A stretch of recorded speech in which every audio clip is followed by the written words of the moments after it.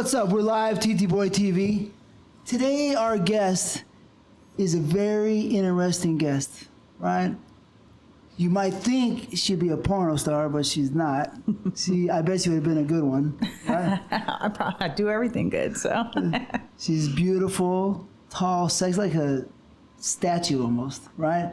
But she's a producer, a director, an agent, and a pioneer. A pioneer, right? You will be tripping out because she did something all by herself, very interesting. But you got to stay tuned and listen, all right? So please welcome a goddess, Giana Taylor. Thank you. Thank you. That was a great introductory. It's totally true. Thank you. I appreciate it. Well, look at you. Sexy as hell. No. I'm all shy. I get shy and stuff. That's what I like.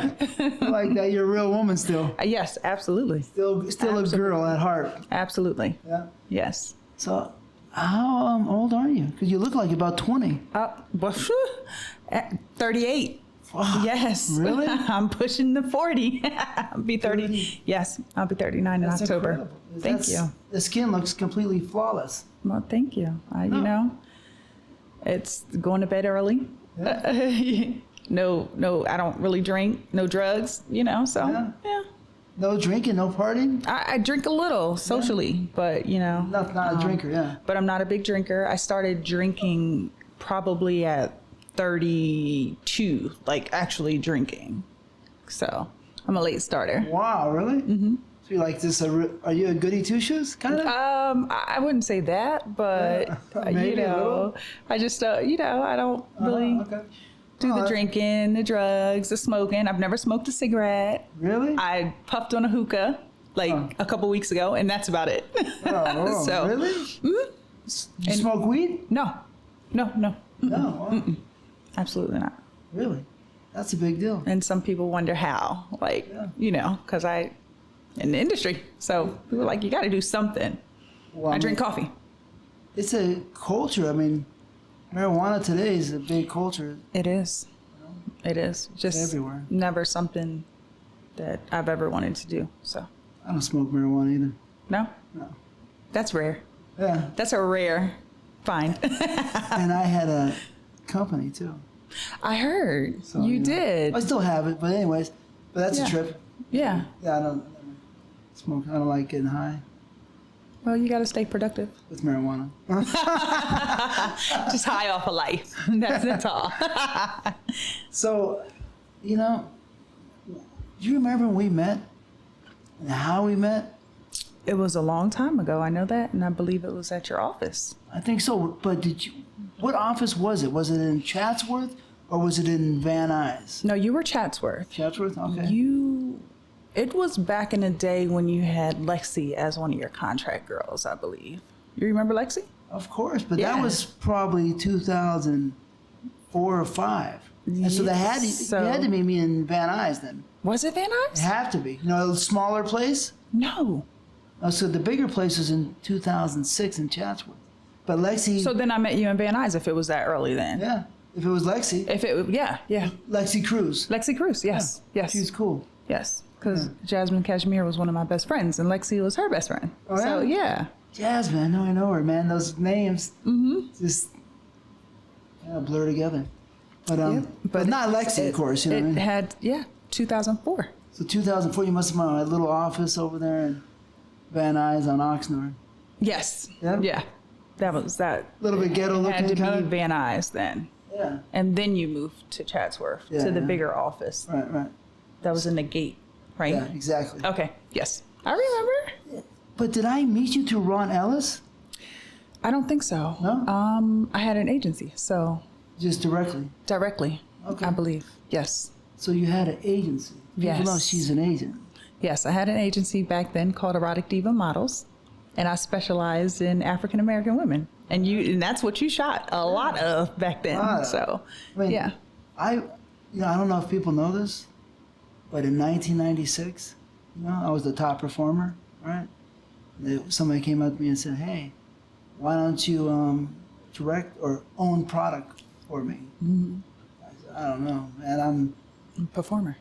no Viagra people there, you know what I mean? So it's really, people need you, want you, you know, so it's nice. Right. Right? You're like a king. But they said, hey, you can do black girls. And you were all in. Okay. That was it. That's it. Do it. So, all right, I'll do it. I'll try it. You know, otherwise I don't think I would have did it. There was no black girls around. I mean, there was, but you know who was around? What? Yeah, There was. No. I'll tell you who was around. Okay? Midori. Right. You know, she's beautiful. Janet Jackman, she's beautiful. Monique. Yes. Slim Monique. You know Yes, what I I mean? remember. She's Crazy Monique. Monique, Monique great, gave but wild as scenes. hell. Caramel was back then? Was she then? Nah. She came after? She wasn't there yet, yeah. She wasn't Really? there, but she came and gone. She really wasn't around too much, but she came a little bit after. Obsession? Obsession just came, barely. Oh, Just really, 'cause I shot her in my Blackstreet number 2, okay. right? And so So who else was the Heather Mocha Hunter Chocolate was Syrup? kind of leaving, you know? Okay. Heather Hunter. And who else? Mocha Chocolate? Was it that time? They came later. They came later. Jesus. So- Spontaneous. Oh, yeah, she was around, but She was around, right? she's a nice person, but she really wasn't. In. She really wasn't doing it, you know what I mean? Right. Because I worked with her probably in 94 or something, maybe 95, and I smashed her, and she was like, help! You know what I mean? Right? And, you know, I don't have the biggest one in town, you know what I mean? Right. So, it's not small, but it's not the biggest one. So, yeah, so that, you see what I mean? Wasn't many black I mean, girls. maybe there's one I'm missing, you know, forgive me. But, yeah, nobody. And I work with them, the same girls a lot. you know Right. what I mean? Whenever I could, of course. Yeah. But yeah, there was a one girl, Brandy, I think was her name. I don't know But she just Brandy. did a couple movies here and there. And then there was a Mika Johnson, but they just did a couple movies. But that was after I started. So really, there's no girls, just those few girls. Right. Anyway, you know, they didn't get to work enough, I don't think. But it is what it is. But yeah, so I said, okay, I'm gonna do black girls. So I started making Blackstreet.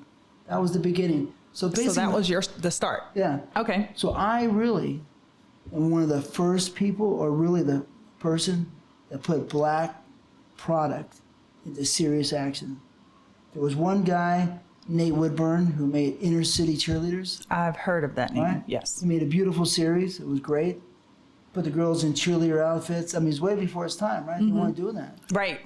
Brand new girls, fit. It was great. Anyways, he started, but I started. Then I got rolling, and I made a lot of product, right? Anyway, I just want to give you a little history on that. But it's all about you, so fuck me. So anyways, so you brought me the great girls. How did you? I did.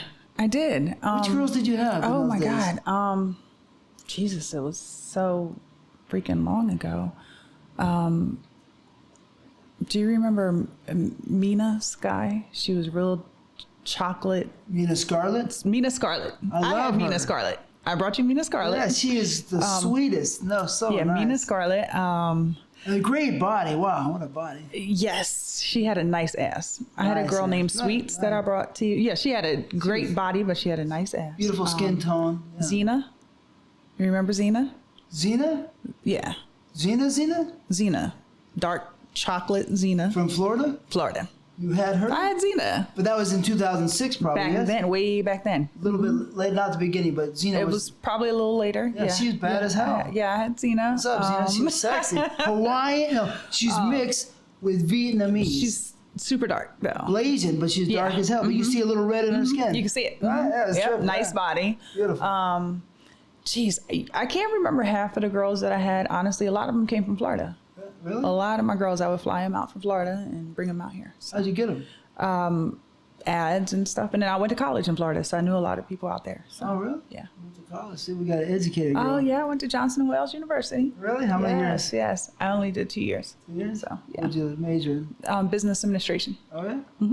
It's known for culinary arts, but I went for business. Did I say businesswoman before? Yes, you did. All right. So yeah, That's cool. I had some girls. I can't remember all of them. They would come and go, and I just decided to start an agency one day. I was like, just gonna start an agency. And I think Wesley Pipes had this saying like, "Why fuck for free?" So that was on my card, and it was a picture of me on my card, and my card said, "Why fuck for free?" And I would just hand that out to people. And the girls would say, Yeah, and girls, I mean, back then, girls were like, okay, let's chat. I'm fucking for free. Let me get paid. yeah. So And since you're so pretty, I think it was a lot easier to approach the girls. it was. Hmm. And I think they just felt more comfortable because I'm a female, obviously, you know. Girls getting on a plane, flying out here. I had a model house for them to stay in, and I took them around. I mean, I went into labor taking a girl to a scene. I was driving suites to a scene, and I went into labor. Like, I literally was driving my girls around until I popped. Really? Yep. You're pimping. If that's what you want to call it. Yeah. But yeah, I had the agency, and it was great. I had a great run. Yeah? How many years you do that? I think about 4. I think I did about 4 years before I got offered a directing deal. Oh, yeah? Well, how did you find your way into this business? I was married to Alexander Devoe, so I came into the business as his production manager. Well, I was his girlfriend first, and then I ended up like doing production stuff for him, and that's how I got on set and into the business, you know, and around everybody. So since I was around everybody, I just decided to do my own thing, you know. So that's how I got in. Because I met Alexander Devoe probably about 98, I'm thinking. Well, yeah, because he was a performer back then. Right. Like But he was Giana married Devoe. to Giana Devoe. Never married, but No, they really? shared Okay. the same. Yeah, that was their stage name, Diana and Alexander Devoe, but they were never married. Yeah. Oh, okay. I would always get people, are you Diana Devoe? And I'm like, no. Well, how are you his wife? I'm like, because I'm his real wife. Really? That's cool. Yeah. They would say that, yeah? Oh, yeah, all the time. Like, people, I'm like, do you guys research? I don't look nothing like Diana You don't Devoe. look nothing like Giana Right. Devoe. I'm like, y'all don't do research. But they would just assume because, you know, everybody knew that name because they branded themselves as Diana and Alexander Devoe. So, I like the name Devoe. It sounds kind of cool. yeah, it's a dope name. It's a good name. Right? You know, Yeah. it's common, kind of. You know, Well, you're Giana Taylor, so I'm there's no Giana Taylor. Devoe in there. No. You're your own identity. I'm my own identity. Original. Yes. So, you know, like I said earlier, I always like to know, you know, who I'm talking to. 'Cause I don't even know.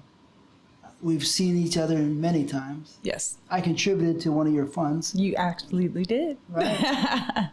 And I was happy to be able to do that. Thank you, and I appreciate it. Yeah. Still going today. Yeah. I'm going to tell you, that's a great, we don't want to spoil it. No, yeah, we'll save that for later. There's a lot of leading up to that. All right. So, I want to know, where are you from and where were you born? New Jersey, Camden, New Jersey, actually. Oh, yeah, The East hood. Coast, all right. The hood. I told a guy that yesterday. He goes, where are you from? I said, New Jersey. He said, okay, what part? I said, Camden. He said, oh, ooh. Let me move away from you. Anytime I tell people I'm from Camden, New Jersey, they're like, you're hood. I'm like, I'm not Really? hood, but it's a rough neighborhood. My girl's It's from rough. Jersey. Well, really? Yeah. Where? You don't even know. Some part of Jersey. Yeah, rough place, you know what I mean? Close to Highstown, but Up north, probably. but yeah, what the fuck? Anyways. I'm so- South Jersey, so yeah, right near Philadelphia, Oh yeah. Atlantic City, all that good stuff. Yeah, Philly's rough. Right? yeah, Philly's rough. People, I used to have a guy working with me in a truck shop. I was a mechanic, right?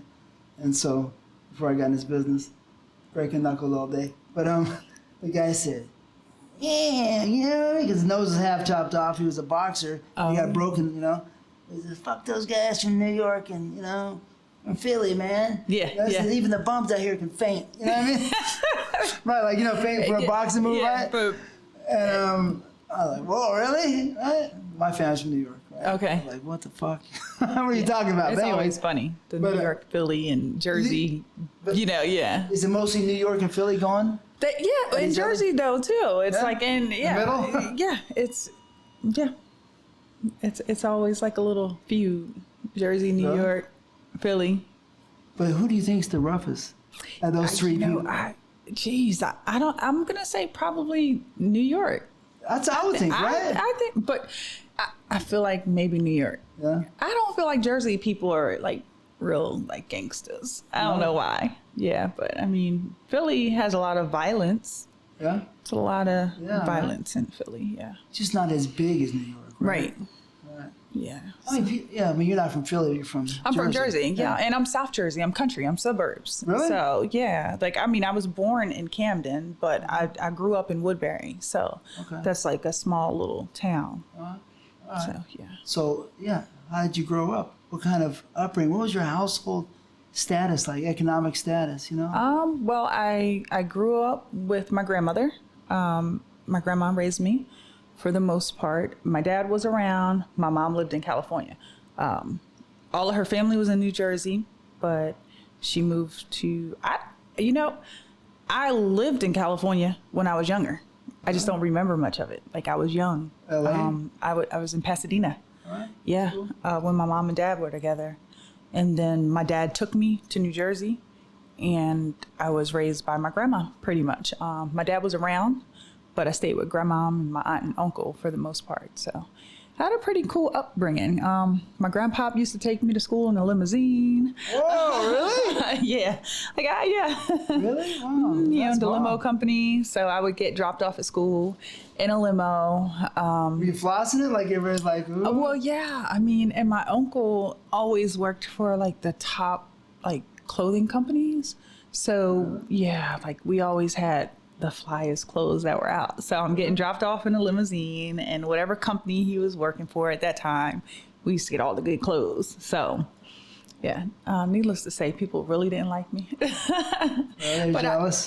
I most people wouldn't believe, but I was a fighter growing up. I fought Whoa. every other day.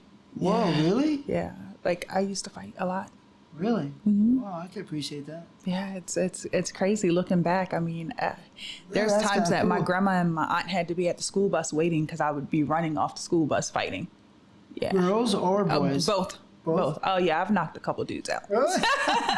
Whoa, I mean, you're taller, right? Were you tall in those days? I've been 6 foot since I was 16. 6 foot tall. Mm-hmm. Why don't you throw a couple of those inches towards me? Right. That is cool. 6 foot tall. Since when? 16. Mm-hmm. Yeah. So you know what? Usually with tall people, usually have longer arms, compared to a shorter person. Mm-hmm. And so you your would reach. use, yeah. So usually you should hit them with a nice clean right hand, straight right hand, and that really, boom, Yep. or boom, boom, right? Yep. The combination. Right. So you did the 1-2 on them. 1, 2. It was nice and easy because you don't understand your arm's long. Yeah. All of a sudden it just zooms right in, boom, right? And, yep. Exactly. And that's what you did? Which it's so crazy. Yeah. Yeah. Yeah. Hit him right in the nose and the eye. Listen, I just you swing. aim for a spot? Just swing. Or And just back swing? then, you're just swinging, Yeah, they pinpoint, yeah. Yeah. So you knock him out, knock him down? I've knocked a few dudes down. Yes. Really? I remember getting kicked off the school bus because I beat a boy up. Really? Yeah. Yeah, because they would tease me all the time. I was tall and thin, Yeah, so I would always get teased. And then, having my uncle, get all of our clothes when DKNY was popping, and he worked for Burberry. Like we Really? had everything. Burberry's nice. Donna Karen's cool, but Burberry's a little and more I mean, up. Donna Karen's going way back then though. This was like way back, but then he worked, so he always worked for name brand stores, so we always had everything, and people just would always tease me, like because I was tall and skinny and Looking pretty. and You're pretty though. I look back then and I'm like, I looked like a little geek though. Like if you saw my pictures from back then, yeah. And I was You like got any? really, really skinny. I was really, I was. I feel like I kind of still look the same, but I can see why I got teased. Yeah. No. I can. Like, real life. Yeah. Real life. Yeah. So how many people do you think you fought? Did you win everyone or did you lose a couple? I remember one that I lost. Oh Jesus! It was like this lesbian butch girl. Oh my gosh! And my poor Uncle Roland. He's not with us anymore, but he was older back then. And my grandma, my aunt. This was one of those getting off the school bus moments, and it was a fight. Getting off? And it happened to be the girl that lived across the street. She was one of the girls that lived across the street. Wow. She gave me a run for my money. She knocked my uncle down because he tried to get in it. Oh yeah. What? Yeah, she was a big girl too. She's a big girl. How much she weigh, you think? Jeez, back then, I mean, she had to be over like 200 pounds, like big. Knocked your uncle down? Yeah, she knocked my uncle down because he tried to like stop us from fighting, and she knocked him down. Yeah, yeah, rough. and that was definitely a fight I lost. She popped you in the face real good? Listen, it was a brutal fight. I mean, Bloody I got hurt nose too, and- like down on the ground. Yeah, it was a brutal fight. Like, So you start wrestling? like yeah, I did. She definitely had me on the ground. It was. She's a big girl though. She's a big girl. Big beast. Dark skin or no? Yeah, she's a dark skin. I would hear these dark skinned girls always want to kick your ass, right? Yeah, she really was. That's like one fight that stands out because my whole family was out there. Oh no, And, that sucks. I mean, I just remember my uncle getting knocked down, and yeah, it's just one of those. And it sounds to me, since you were fighting so much, you probably had a little pride about that. About your championship status, right? Well, you kind of have to make it a point where people are like, I'm just not gonna fuck with her. You know what I mean? Like, just leave me alone. Like I didn't go around starting fights because I just wasn't that type of person. But I'll finish it. I definitely will. But yeah, I had to prove my point a lot though. So what's the record? Like 50-1 or what? I don't know. I wasn't keeping track. I mean, I was younger. You know, I fought to the point where I literally had to be taken out of the school that I was in, and I got put in an all-white school. Wow.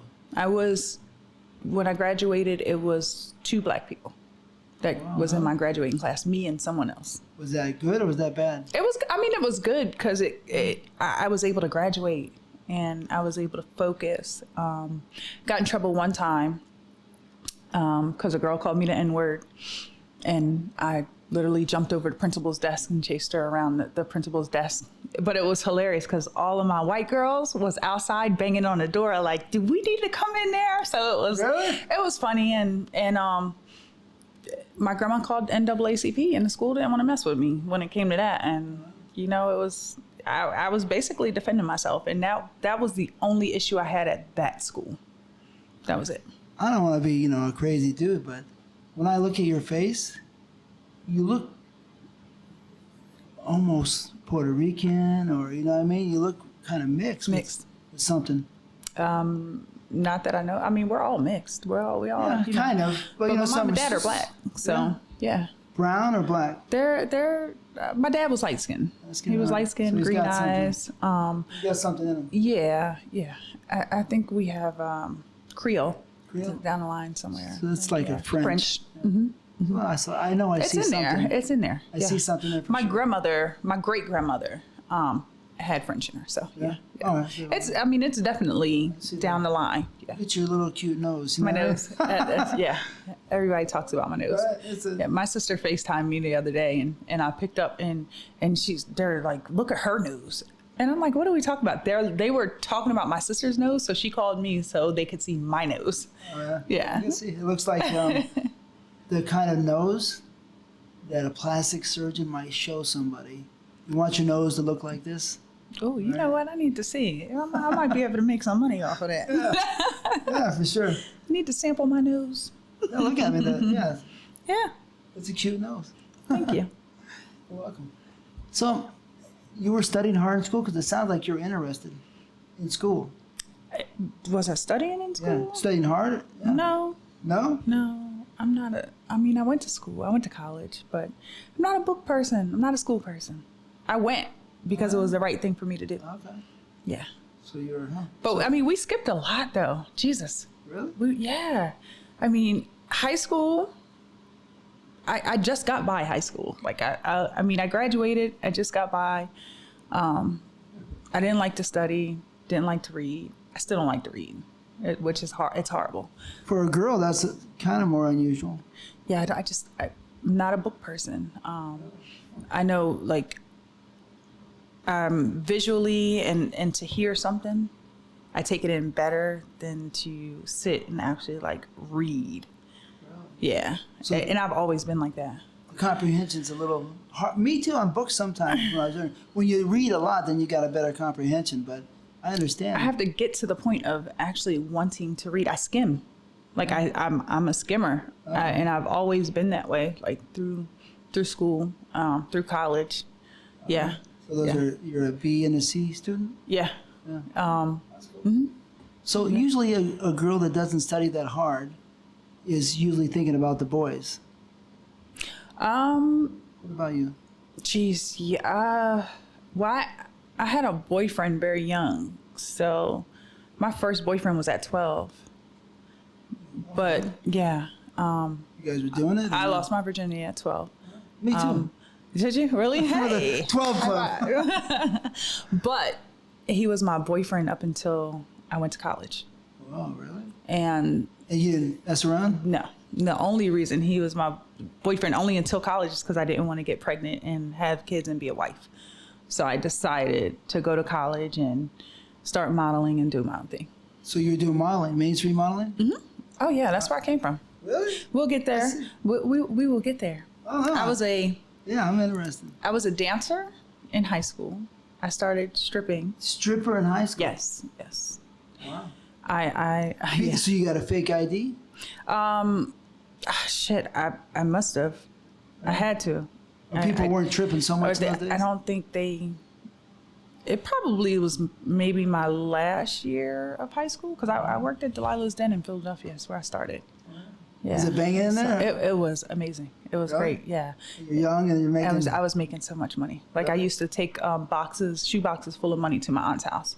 Really? Never put it in the bank. It would always go to my aunt's house. They loved you? Obviously, right? If you're making the money. She always was like, where are you getting this money from? And then I told my aunt and I told my dad that I was dancing. So, and that's how I paid for college. Really? Yeah. I mean, my grandmom raised me. So, it wasn't, I had to work. I had to work at a young age. It's like I took care of myself, like as far as the things that I wanted, like I wanted a car, I bought my own first car. Yeah, I had all of the nice clothes, one because of my uncle, and then two, I wanted to wear a Moschino and iceberg back then, so I bought it myself. I love Moschino. Yeah. See, another one. See? Yeah, Moschino's cool. A little peace sign, Yeah, see? And with Carl Kanai, all of that stuff back then, the newspaper clothing, all of that good stuff. Yes. So I worked young, very young. I mean... What was your first job? Not stripping. No, it wasn't stripping. My first job was McDonald's. I forged my working papers. I started working at 13. I was supposed to be 14. Wow, really? Yeah. You forged the papers? Yeah. That's cool. Yeah, I forged my working I forged my working papers to start working at McDonald's. I'm not messing with you, man. Yeah. Which is horrible, but I did. I was working. And then I did the KFC Taco Bell. I think they were together. And there was this place called Emory Worldwide Airlines. I did security there when I was like 17. Yeah, and that was pretty dope. That's like a shipping company or something? Yeah. Mm-hmm. Like a parcel or UPS kind of? Yep. Emory, yep. huh? Emory Worldwide Airlines. I remember that. So I used to work there. And then I would go from there to the Ramada Inn. And I'd work the front desk at the Ramada Inn. And go to school to school. My last year of school, I only had to go to school one day a week, though, because I was in a co-op program. So what's that? Yeah. I went to a what's it called? A vocational school. I went to vocational school for hospitality management. So before I graduated high school, I had a certificate in hospitality management.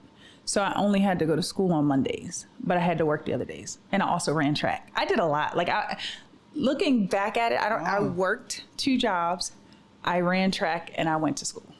Oh, that's pretty serious. I mean, 2 jobs, track, because track can be hard. Oh yeah. Oh, and my coach was one of the best coaches that was out there, and he happened to be my cousin. So, and his daughters were freaking amazing. So I had to yeah. And I mean, my dad was an athlete too. He was the last person to beat Carl Lewis in the long jump. And he still holds records, high school in basketball and football. That is fucking crazy. You know why? Because my girlfriend's father was a huge star in Jersey, right? He ran against Carl Lewis. And my girl was the 2-time California State champ 800. What? And that's a hard-ass race, right? Her dad probably knows my dad. That's a my trip. dad passed away, but he probably knows my dad because my dad was one of the biggest track stars back then. He did track, football, and basketball. Can you say his name? So it's Keith Washington. Keith Washington. That's easy. Almost like Keith Sweat. You know what I mean? Right. It's easy to remember, right? Easy to remember. Yep. And I think there was a singer, Keith Washington, too, at one point, too. Keith Sweat, and there was a Keith Washington back, I believe. Wow. But yeah. So my girlfriend's father, OJ, came to recruit him to USC. So if your father was a serious, so how old would your father be right now? Well, he passed away at 52, and he. What year was my dad born? When he passed away, He passed away in 2012. 2012, Look, I'm trying to 8 do the years math. ago. Yeah, 8 years 60. ago. So 60. Oh my God, Jesus. Guess what? He's 60. 59. 59 going to probably be either 59 or going to be 60 coming up. Right, because my dad was born in 59, 1031. Yeah. So he's born in 60, so they're a year apart. So they know each other. I'm Maybe. sure they probably do. In that neighborhood. Because Carl Lewis was Willenboro. So, yeah. So and they raced. He was the fastest, supposedly. We got to move on this one. Right. But supposedly, he was the fastest guy at USC. On the right, and he's doing track too. But anyway, I don't know. You never know. That's a trip, right? That's crazy. That's crazy. They have to. Probably. But he's Probably. gone, and sorry. You know what I mean? That's cool. Yeah. Yeah, this 52 is too early. Yeah, way too early. My father was at 58, and I didn't like that. Yeah, it's way too early. Way too early. You were tight with him? Oh yeah. My dad. That was my support. Yeah. I mean, I didn't live with him, but there were times we lived together. But that was my best friend. Like everything that I could tell my dad anything. When I was doing shit I wasn't supposed to do, my dad knew, which is crazy. I had to tell somebody. I was young, hopping on buses to go to North Carolina when my boyfriend ended up going into the military. I'm like, Dad, I told Grandma I was at this person's house, but I'm going to North Carolina. So, Oh, yes. Yeah. Because you had to go stay with him or whatever? Yeah. Because, my dad always supported my relationship that I had with the guy that I was with at that time. But my grandma wasn't having it. So, no, she's strict. Oh, hell no. She was strict. Wasn't having it. Boys, hell no. Really? So I had to sneak out for years. 12 years old, I mean, normally you're not having sex at 12 unless you're really spirited. You know what I mean? Sexually. So, did you have those urges, or was it just him? It was just him. It was just him. Like, I don't. You liked him, or he just wanted it? No, I liked him. I liked him. Yeah. You Yeah. I guys- mean, obviously, we were together from 12 to 18. Yeah. That's serious. And he's still a really good friend of mine now. Really? Yeah. That's like a true love, right? Yeah. People say, right? I want to bring this up because people sometimes don't even know really what goes on. But people say sometimes, oh, that's your puppy love. Oh, that's, you're Right. young, puppy love. Well, I was there, and similar, but not like yours is deeper, right? Mm-hmm. But, I don't know. Oh, yeah, but I mean, because yours is longer. you know? Right. That's no puppy love, right? No, I mean, in the beginning, you would think that's what it is because we were so young. You know what I Yeah, mean? right. But when something goes from 12 to 18 and you're only not pursuing it because you want to do other things. Like, we just had a conversation like 2 weeks ago. He's like, man, it like broke my heart, and it still hurts my heart that, you didn't want to marry me and have kids. And I was like, I was young. Like, I wanted to, go to college. I wanted to model. I wanted to do my own thing. And you were already in the military. So you had already started your life. You know what I mean? So it would have been for me to just say, you know what, forget about anything that I want to do. I'm just going to go be a military wife. And that just wasn't something I wanted to do. So you already had the vision. You already knew yourself. You're independent already. Right. Strong. Mm-hmm. I had to be. But back to that question. So it wasn't puppy love. It's real love. It was real love. Mm-hmm. And you still probably got love in your heart for him. Absolutely. Yeah. And Absolutely. you still talk to him. That's good. Still talk to him. That's Mm-hmm. nice. He's married with kids, but we still talk. Yeah.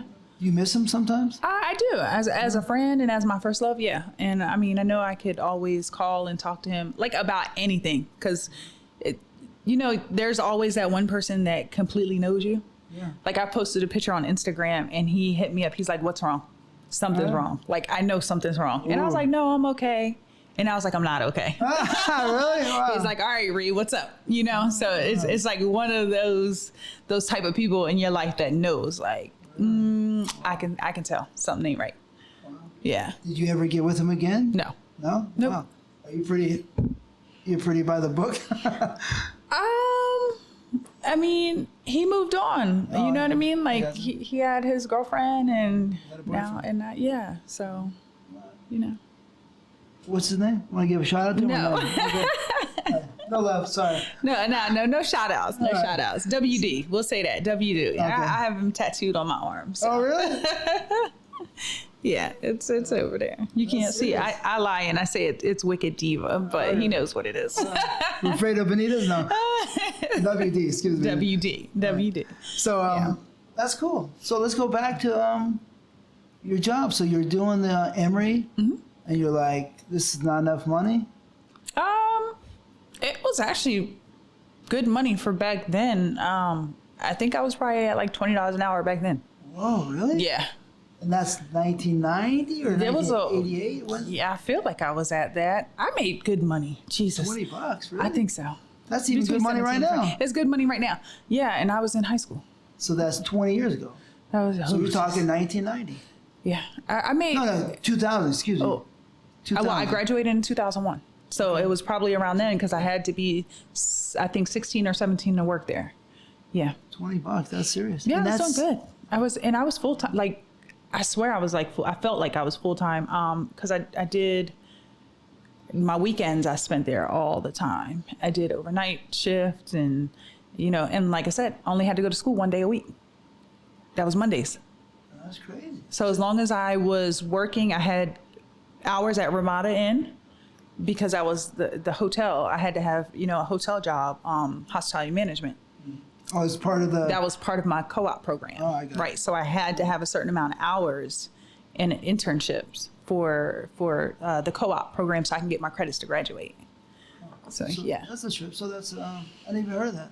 Yeah. You educated me. Yeah. And probably somebody else out there. Yeah, they have vocational schools. They still have them now. Yeah. Yeah. I dropped out. Yeah. You know, I was a bad boy. it is what it is. You're still successful. So, you know. They threw me out of school. Get the hell out of here. Yeah, I mean, if I continued to stay in school where I was, I probably would have got thrown out too for fighting. So yeah. Fuck it. You know? But yeah.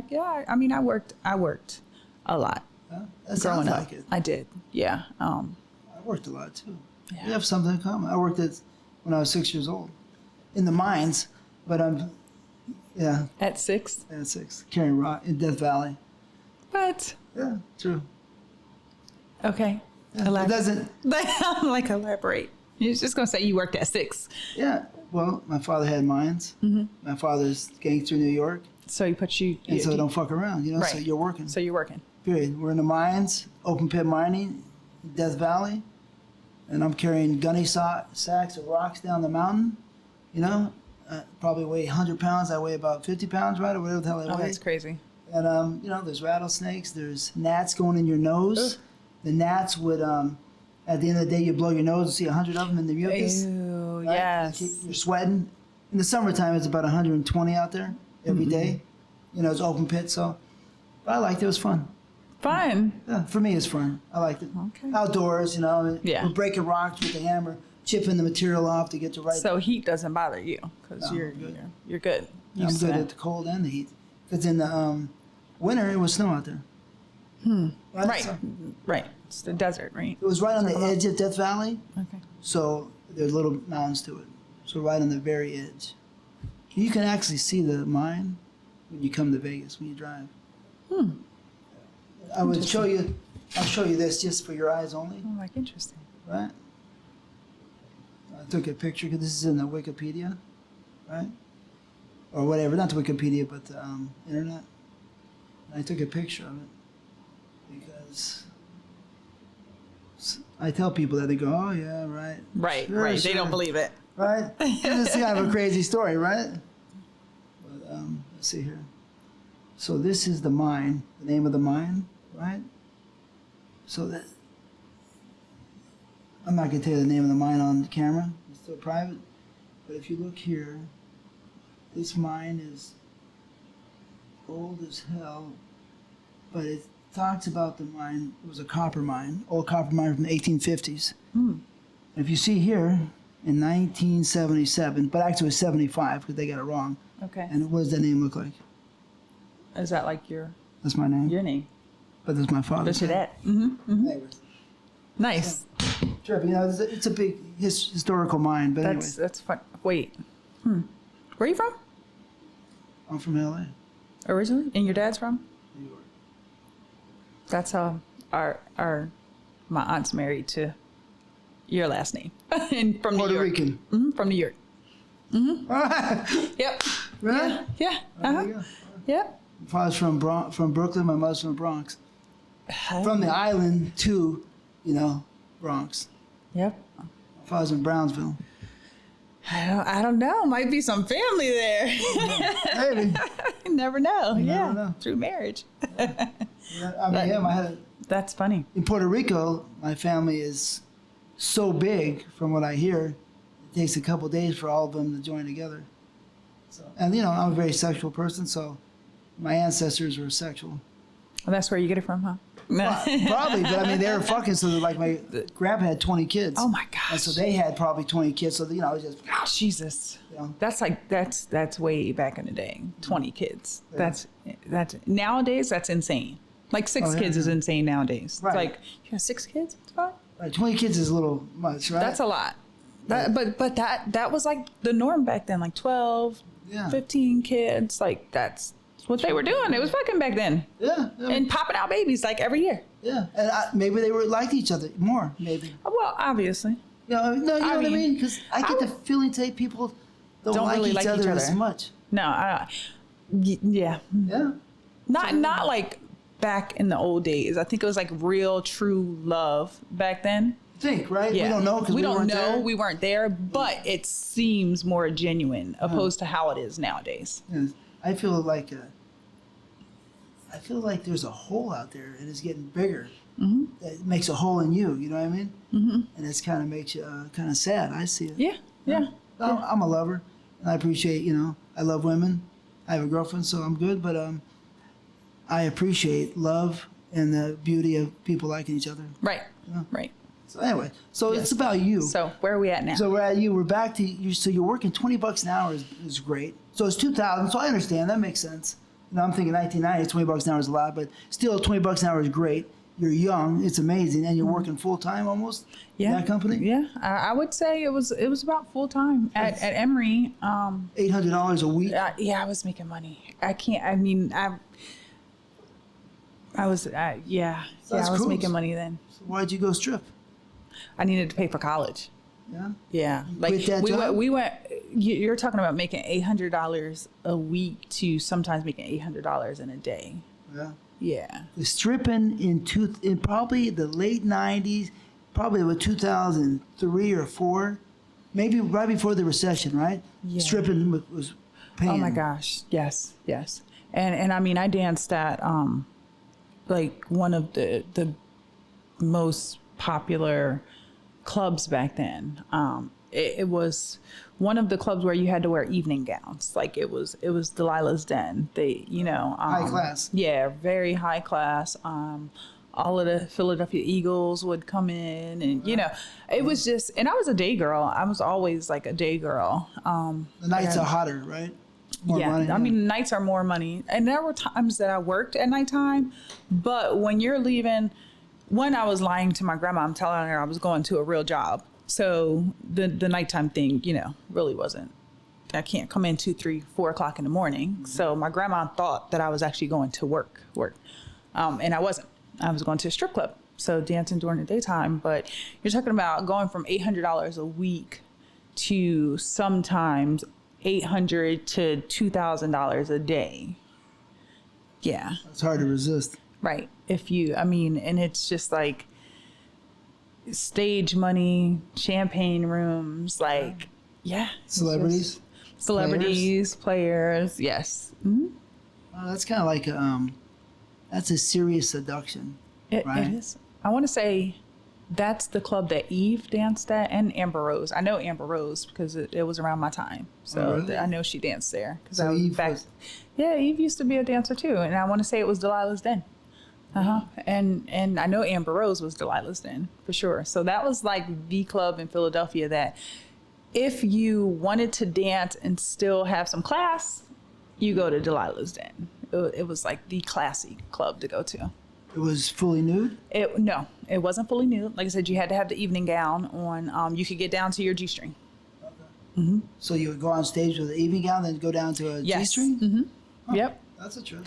First song was evening gown. Second song was down to your G-string. I don't know if there was a third song. I think it was just two.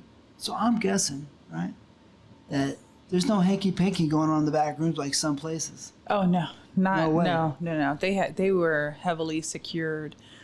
There was always a guy standing outside of your champagne room, and there were cameras. Even back then, they had it on lock. That club. Well, because there's a lot of celebrities, a lot of high class people that would go in there. So you didn't want it tainted with that type of idea. I'm guessing. Listen. I can't speak for everybody, but I'm sure everybody can be paid off. So you never know.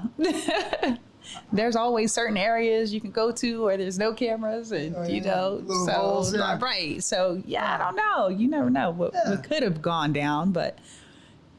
I had Pinky in here the other day, right? She's great, right? I miss Pinky. She's great. And she was so informative, and she was so sweet, really. She's a very sweet person. And she used to work at a place that I almost got my start in the porno, right? Mm-hmm. A place called the Market Street Cinema in Frisco. Never heard of that. Yeah. I mean, it should be like a historical monument, right? But it was like in the Tenderloin area of Frisco, which is a rough area. Right? And I was there in '87, right? Meeting the porno stars, 'cause I was trying to find my way. And she said that club was doing a lot of hanky panky. I mean, that was real going down. She said that place was going crazy. Yeah. In '87 it wasn't, but I guess it, probably like now. I mean, evolved over there. Listen, nowadays, that's just what goes down. Yeah. Now, I mean, back then, I think it was more so, the whole the fantasy type ordeal. You really weren't having sex in the champagne room, you know? Right. Well, you're high class, so it's a different story, usually, you know what I mean? Right.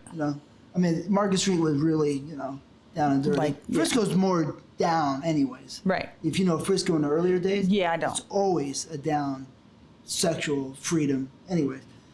So that's crazy money, $2,000 a night. Mm-hmm. I mean, that's got to be like fucking make you like buying a badass car or what? Yeah, I just had a Dodge Avenger, brand new one though back then. So yeah. You're saving money? Yeah. Oh yeah, I had to pay for college. So. How much did college cost?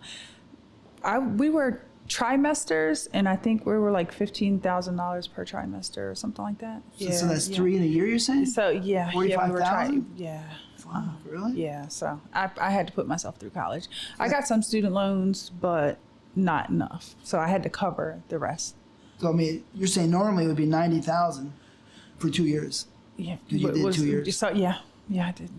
And so I still pay for college right now from some of my student loans. I mean, because obviously I defaulted on some of them back then, just stopped paying. But I just recently started paying again. But I had to pay the difference. So, and on my own, because I had half? I don't remember, to be honest. I don't know, because I danced in college too. Really? Yeah. Yeah, I danced in college as well for like the first year. How'd you like it? I mean, it was cool. I danced in Hialeah. Yeah. So yeah, it was the Spanish part of town, and I spoke no Spanish. Florida? In Florida. Mm-hmm. Is that Miami? Mm-hmm. It's near Miami, yeah. Yeah, because I was in Miami. That sounds familiar. Hialeah, yep. I forget what it was called, Tropical Island, I think, something like that. I don't even know if it's around anymore. But yeah. So I danced through the last year of high school, so I could go to college. I packed up all of my stuff, shipped my car, and I was off to college. That's interesting. I mean, I want to know this. I've never asked somebody this question. You're a stripper, right? Mm-hmm. You're doing lap dances, right? Mm-hmm. I mean, I can see the situation mentally, right? You're a girl, you're asking somebody for a lap dance sometimes, or the other girls are, right? Mm-hmm. Sometimes they'll say no. So rejection, could that shit come in your head and like get to you? Absolutely. Yeah? Absolutely. That's why I stopped dancing. Really? Dancing has always been my fallback for years. I say I was like a dancer for 10 plus years because I was on and off. I danced in LA. Oh, really? I traveled, danced. I mean, I've danced in Colorado, Texas, South Dakota, North Dakota. Like I've danced in a lot of different places. South Dakota? Yeah. South Dakota was amazing. Because they have money going on these days. Oil. Yeah, that's what I said. Oh my gosh, it's probably still amazing. 10 years ago, it blew up, right? Yeah, it's really good. Tony Sweet was out there. But it is Tony Sweet. You know, she was one of my girls. Really? Yes. I love Tony And Sweet. I remember when she was out there. Yeah? Yes. She's yes. cool. That was one of my girls. Yeah? Now that you say that, true, yes. yeah. Yes. Mm-hmm. Because Ron brought her to me, I think. Sideways she or no? probably went to Ron after me, but I brought Tony Sweet in. Yeah. Mm-hmm. But it will definitely mess with your mind. It does. I got to the point where I hated going to work. I hated going into the strip club. And that's when I started drinking. And that's when I decided, because I did the strip club scene completely sober. Would never drink. I would always get like sodas, and we had these little fake drinks that when we had to meet our drink quota, they would make us non-alcoholic drinks, but the guys thought we were drinking. So they thought they were paying for a drink, and they weren't. And all the clubs did that? A lot of them. Free, yeah. They don't want to pay a for lot alcohol, of them, yeah. because some we needed to meet drink quotas at some clubs. Like you had to sell some drinks. Like you had to sell like 5 drinks a day or whatever it was, and they couldn't be sodas. They had to be like alcohol prices. So then you don't got to pay the club just as long as you sell the drinks? Right, your drinks, yeah. Mm-hmm. Or you'd have to pay out. $10 is a drink or something like that? Yeah, it's about that. And then it switched to, house fees. So you're not selling the drinks anymore. You're just paying your flat rate to work, So, but back in the day, it was you got to sell 5 drinks or, and there had to be alcohol prices. But back to does it mess with your mind? Absolutely. I stopped dancing because I was miserable. I would get turned down and I'm like, what the fuck is wrong with me? Like what? Guys are telling me no left and right. I'm not making any money in the club. I had days where I was going home with like $30 all day. From 2000 to 30. Yes. See, and I came from the days where dancing was great and you were making money to now where it's a struggle to make money in a strip club. And I was a stage girl, so I didn't really, the lap dances weren't my thing. Like, I'm not a type of person that's going to go around, want to lap dance, want to lap dance, want to lap dance, want to lap dance. It's almost like a beggar kind of, right? Right. Kinda For like me, really I am a performer. So on stage, I perform, and I was a tip girl. So I would always get tipped very well. When it came time for me to actually have to ask for lap dances, I struggled with going around asking guys. Like I would talk to you, we'll sit and have a whole conversation for 45 minutes, and I won't ask you for a lap dance. You'd have to ask me. Yeah, that's why. You got a lot of pride. I don't. Maybe that's it. Maybe that's it. It's kind of humiliating. Or maybe I just didn't want to get turned down, or But it did get to a point where I was asking for dances and getting turned down all the time, and it was just like it's time. Like I remember getting frustrated and literally in the dressing room crying, like trying to figure out what was wrong with me. Like, what am I not doing right? Like, am I, like, I look at some of the other girls, I'm like, I look better than her. Like, I could dance better than her. What am I not doing? Like, so I got to the point where I had to give it up because I was drinking every single day to go to work. Like, every day. Yeah, that is at one point where I did drink, like, and I realized, because I always used to say, if you have to self-medicate to do something, you shouldn't be doing it. And that's when I was like, I'm not, this is not for me anymore. So I stopped dancing. And that was probably, I gave dancing up completely 4 years ago. Completely. Yeah. So you relied on it all that time? That was my fallback. That was always my fallback. I always knew I can go make money dancing if I needed to. So pretty much the strip clubs were hot, like we talked about, from whatever, but around 2006 or 7 or 8 when the crash. You think that pretty much kind of wrecked everything for stripping, I think, right? 2009, 10, I want to say 2009, 10. Yeah. Everybody was pretty much getting broke. Mm-hmm. Changing. Yeah. It did. It started changing. Yeah. So the girls started slinging pussy a lot more. They did. Yes. After that. Yes. That's when I used to say the strip clubs turned into whorehouses. And you said, I'm not. I can see it right now. No way. You didn't do that. No. I can see absolutely not. No. But they definitely, a couple $100. Or $100. $100. Yeah. Yeah. And I know because I've had friends come in and be like, who's, I'm like, go talk to her. Right. Get out of here. Yeah, Don't insult me. Talk to her. Yeah. No, and they wouldn't because they knew it wouldn't be me, but they knew I knew who would do it. You know what I mean? You have a strong look. So sometimes I can just see you looking at him like don't. Are you talking to me? Like, yeah, don't try. And it's funny though because most guys don't. They just don't try. I don't know guys don't even like talking to me. Really? No, you would think that I get approached every day. I don't. Guys do not try to talk to me. You know why? I'll tell you why. Because you're 6 foot tall, right? You're strong. You're slim. You're like a statue. You're not a big, scary girl, but maybe they don't think they're good enough to talk to you. I don't know what it is. Maybe. I don't know. Because men assume that I get hit on all the time. I don't. You have a boyfriend now? I do. Okay. Yep. So they better not hit on you. Right. But it feels good anyway. Yeah, I mean, it does. It still feels good, like to know you still got it. Still got it. But guys, they don't talk to me. They don't talk to me. When you were younger, did they talk to you a lot? Yeah. Yeah? Yeah. When I was younger. Well, girls used to talk to me more too. I gotta let you know, right? Yes, we're getting older. I don't know what it is. Life is weird, you know what I mean? But you still look great to me. You look like Thank you. You really do look young. Thank you. That's the truth. I am young. What? No. Yeah, for sure. Yeah. So you do the stripping. And so how did you meet Alexander Devoe? I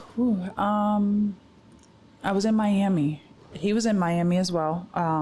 He was at my cousin's house, and I think I came over to do her hair, and he was there. And I'm like, you didn't tell me that there was anybody here. Like, I just came over, my hair in a ponytail, no makeup, just some jeans and a t-shirt on. I'm coming to do her hair. And we just hit it off. It was weird. It was kind of like when I left my cousin's house, he had my pager number, my email, my cell phone, like every number possible I gave him. Like he was smooth? He was smooth. Like, when you meet somebody and you just connect, like you guys known each other forever, that's kind of how it was. Like, you know what I mean? You think sometimes when you meet somebody, that happens because two things happen. Because maybe you kind of know each other, maybe in another lifetime, maybe.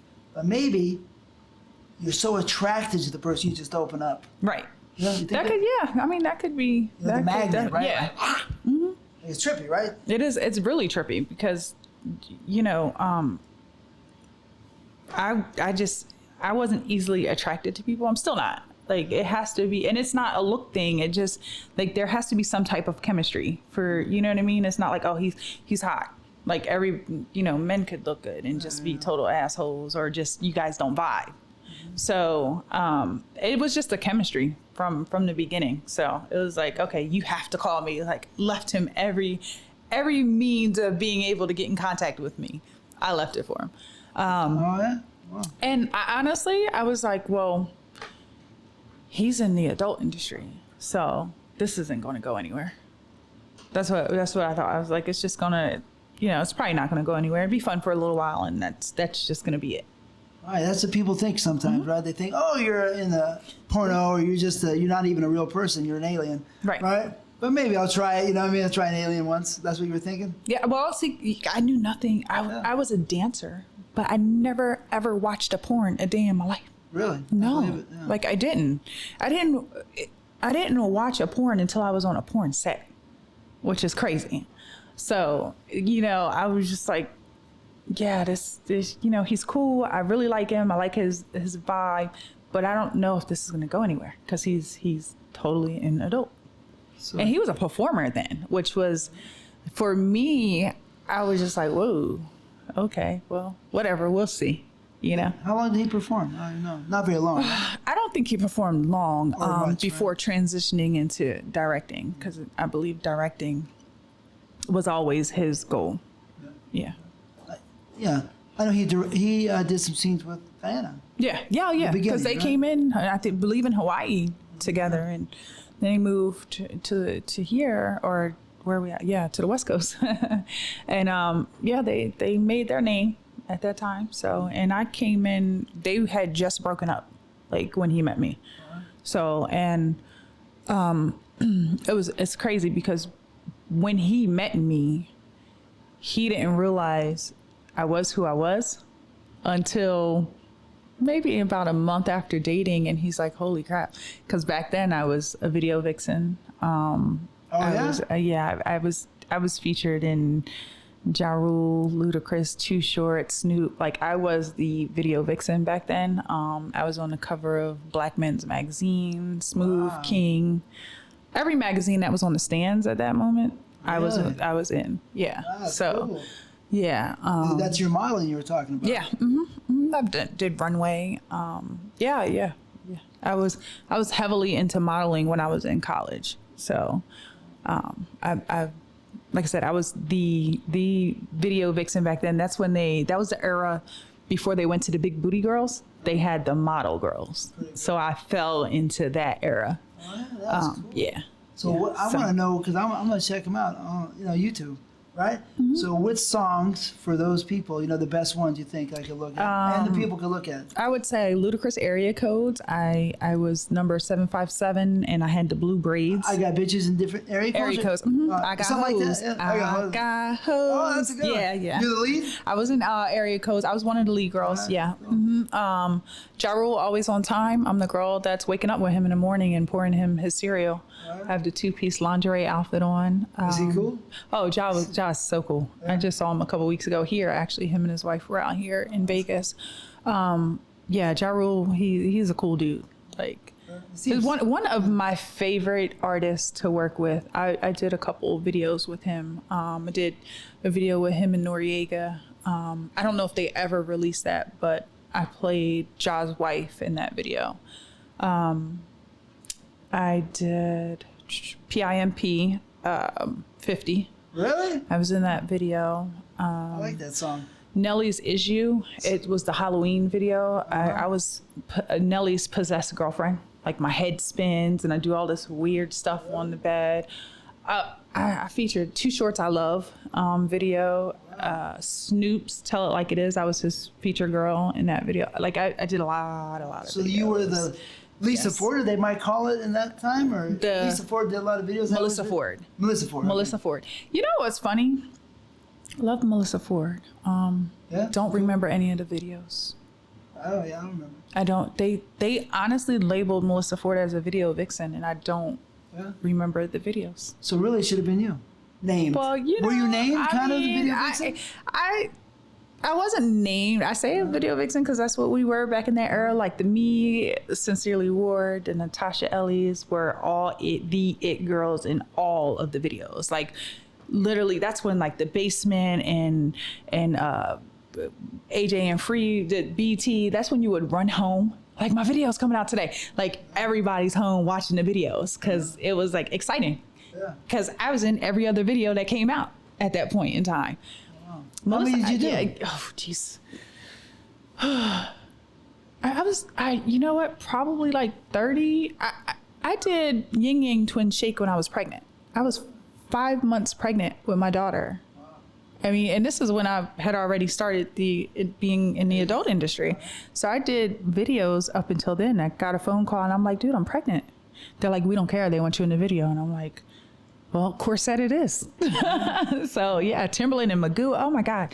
When I think about it, I mean, videos just start popping into my head. I'm like, I've done a load of videos. Did people just like type in your name, Giana Taylor, and then the videos will pop up or no? No, you got to type in the video because there's so many, just, the artist pops up, but it's so many videos out there. They don't put like the lead girls that are in the video. They don't put their names on there, but yeah, like I said, Ludacris area codes, Ja Rule Always on Time, Too Shorts I Love, Nelly's Is You, Snoop's Tell It Like It Is, PIMP, like PIMP. Which I like, that lead or no? That video I got paid as a lead. However, I was only in one part. Somebody stole my Burberry shoes that day. I was pissed. Like my shoes literally disappeared. I was so mad. So I was in the part where it was a part with Gorgeous Dre. If anybody knows Gorgeous Dre, they have like all the girls sitting in one area. So yeah. But the thing is, I was always paid as a lead. Never not paid as a lead, because I just would never do an extra role. Like I started as a lead in Ja Rule Always on Time, one of my first videos, $2,000 a day, 3-day shoot. Whoa, that's bomb. Right? Yeah, that's why, like, now you ask me to do a music video, I'm like, get the hell out of here. No, y'all pay $75. Really? I'm not doing nobody's music video. Like, the days when I was doing videos, we got paid. 2,000 always. Always, at least 1,500. Really? Like, no less than 1,500. Wasn't there like a popular director back then? There was a lot. There was Little X, which is known as X now, Billy Woodruff, Dave Myers. Dave Myers did a lot of. There's another guy. His name always stood out. Mark Glassfield. His name always stood out. Like he did the big budget for a lot of people. Billy Woodruff is the one that did a lot of big budget, and I mean all the ones that I named they did like the Missy Elliott's and the Puffy, and they did all of those music videos back then. Okay. Dave Myers did a lot of Ludacris videos and Missy Elliott's, all the big effects and all of that good stuff. I could be missing some. One guy that stood out that he was doing, his name always stood out, and I think he's not around, but I think it was around that time. Who? Chris Robinson? No. Gil Green? Those were the directors back then, and if we probably remember who it is, I'll be like, that's He's a black guy. God, I guess Little X was Jesse Terrero. Like it's a lot. That's pretty cool. That's great. Yeah. So you made some money on those videos. Yeah, I made a lot of money on. I made, like, it depresses me now because I think about the money that I have made over the years. I'm like, what the hell? I used to make a lot of money. The money just goes. And it goes. Talking about it, I'm like, shit, I when I was young, I was balling. Sounds like it. What would you do with the money? Live. Live nice? I lived nice. I never had roommates. I lived on my own. I had my own car. I was paying all of my bills myself. I didn't have no guy just taking care of me. And I was living on my own, living life, That's cool. I mean, you're an independent person. You're strong. Yeah. I can see it. Yep. Knocking people out and all that. Knocking people out. And I just stopped knocking people out too. Like I know. Just the other day. No. See, so you're 100. No way. We'll get into that because I used to fight. Like actual, I did cage fighting for a little bit, but really? it started. It's fun. We'll get into that because that's kind of where I am now. Because I'm still on the cage fighting scene, but I'm a host of cage fighting. I host female cage fighting, but like we're still like way back there. Yeah. My life is very interesting. See? Yeah. So that's a trip. So, you got me all, thinking about that. Yeah. I always like the fighting, it's exciting. I always want to be a fighter, but I just got in a porno and I didn't go anywhere. I did something in a porno, But, so... That's great money. That's great. So you did more modeling, different like print modeling, runway modeling? I did runway. After I met Alexander, I ended up getting into the nude modeling. So yeah, I did Playboy. Playboy centerfold? I did their special editions. I think I had like 6 special editions. I was the first black girl to win Sexy Girl Next Door with Playboy. I had all kinds of freaking layouts. I shot with Suze Randall, shot with Holly, Scott Preston. I used to shoot with everybody back then. You ever shoot with Clive McLean? No. I've never even heard of that name. He was the chief and main photographer of Hustler. No. I did Hustler Leg World, but I don't remember who I shot with to get me. Kim Mizuno, I think I did for Playboy. But I think I was on the cover of Hustler Leg World, as a matter of fact. There's a lot of magazines. I remember walking in San Francisco and going into the sex stores, and I was like, shit, that's me on that cover. Just looking like, oh, that's me. I didn't even know that was out. Okay. Yeah, so I got into nude modeling, and I did a lot of nude modeling at one point. But before you did the new modeling, I seen you in a layout before, probably for Black Tails or something, right? Probably. Right. But before that, you were doing mainstream print work in magazines, JCPenney or something like that? No, not so much. No. It was more the music videos and the Black Men's and King, Smooth, like you know, the men's magazine, the sexy bikini. I did do Trace, and Trace is more of a model magazine, like high fashion.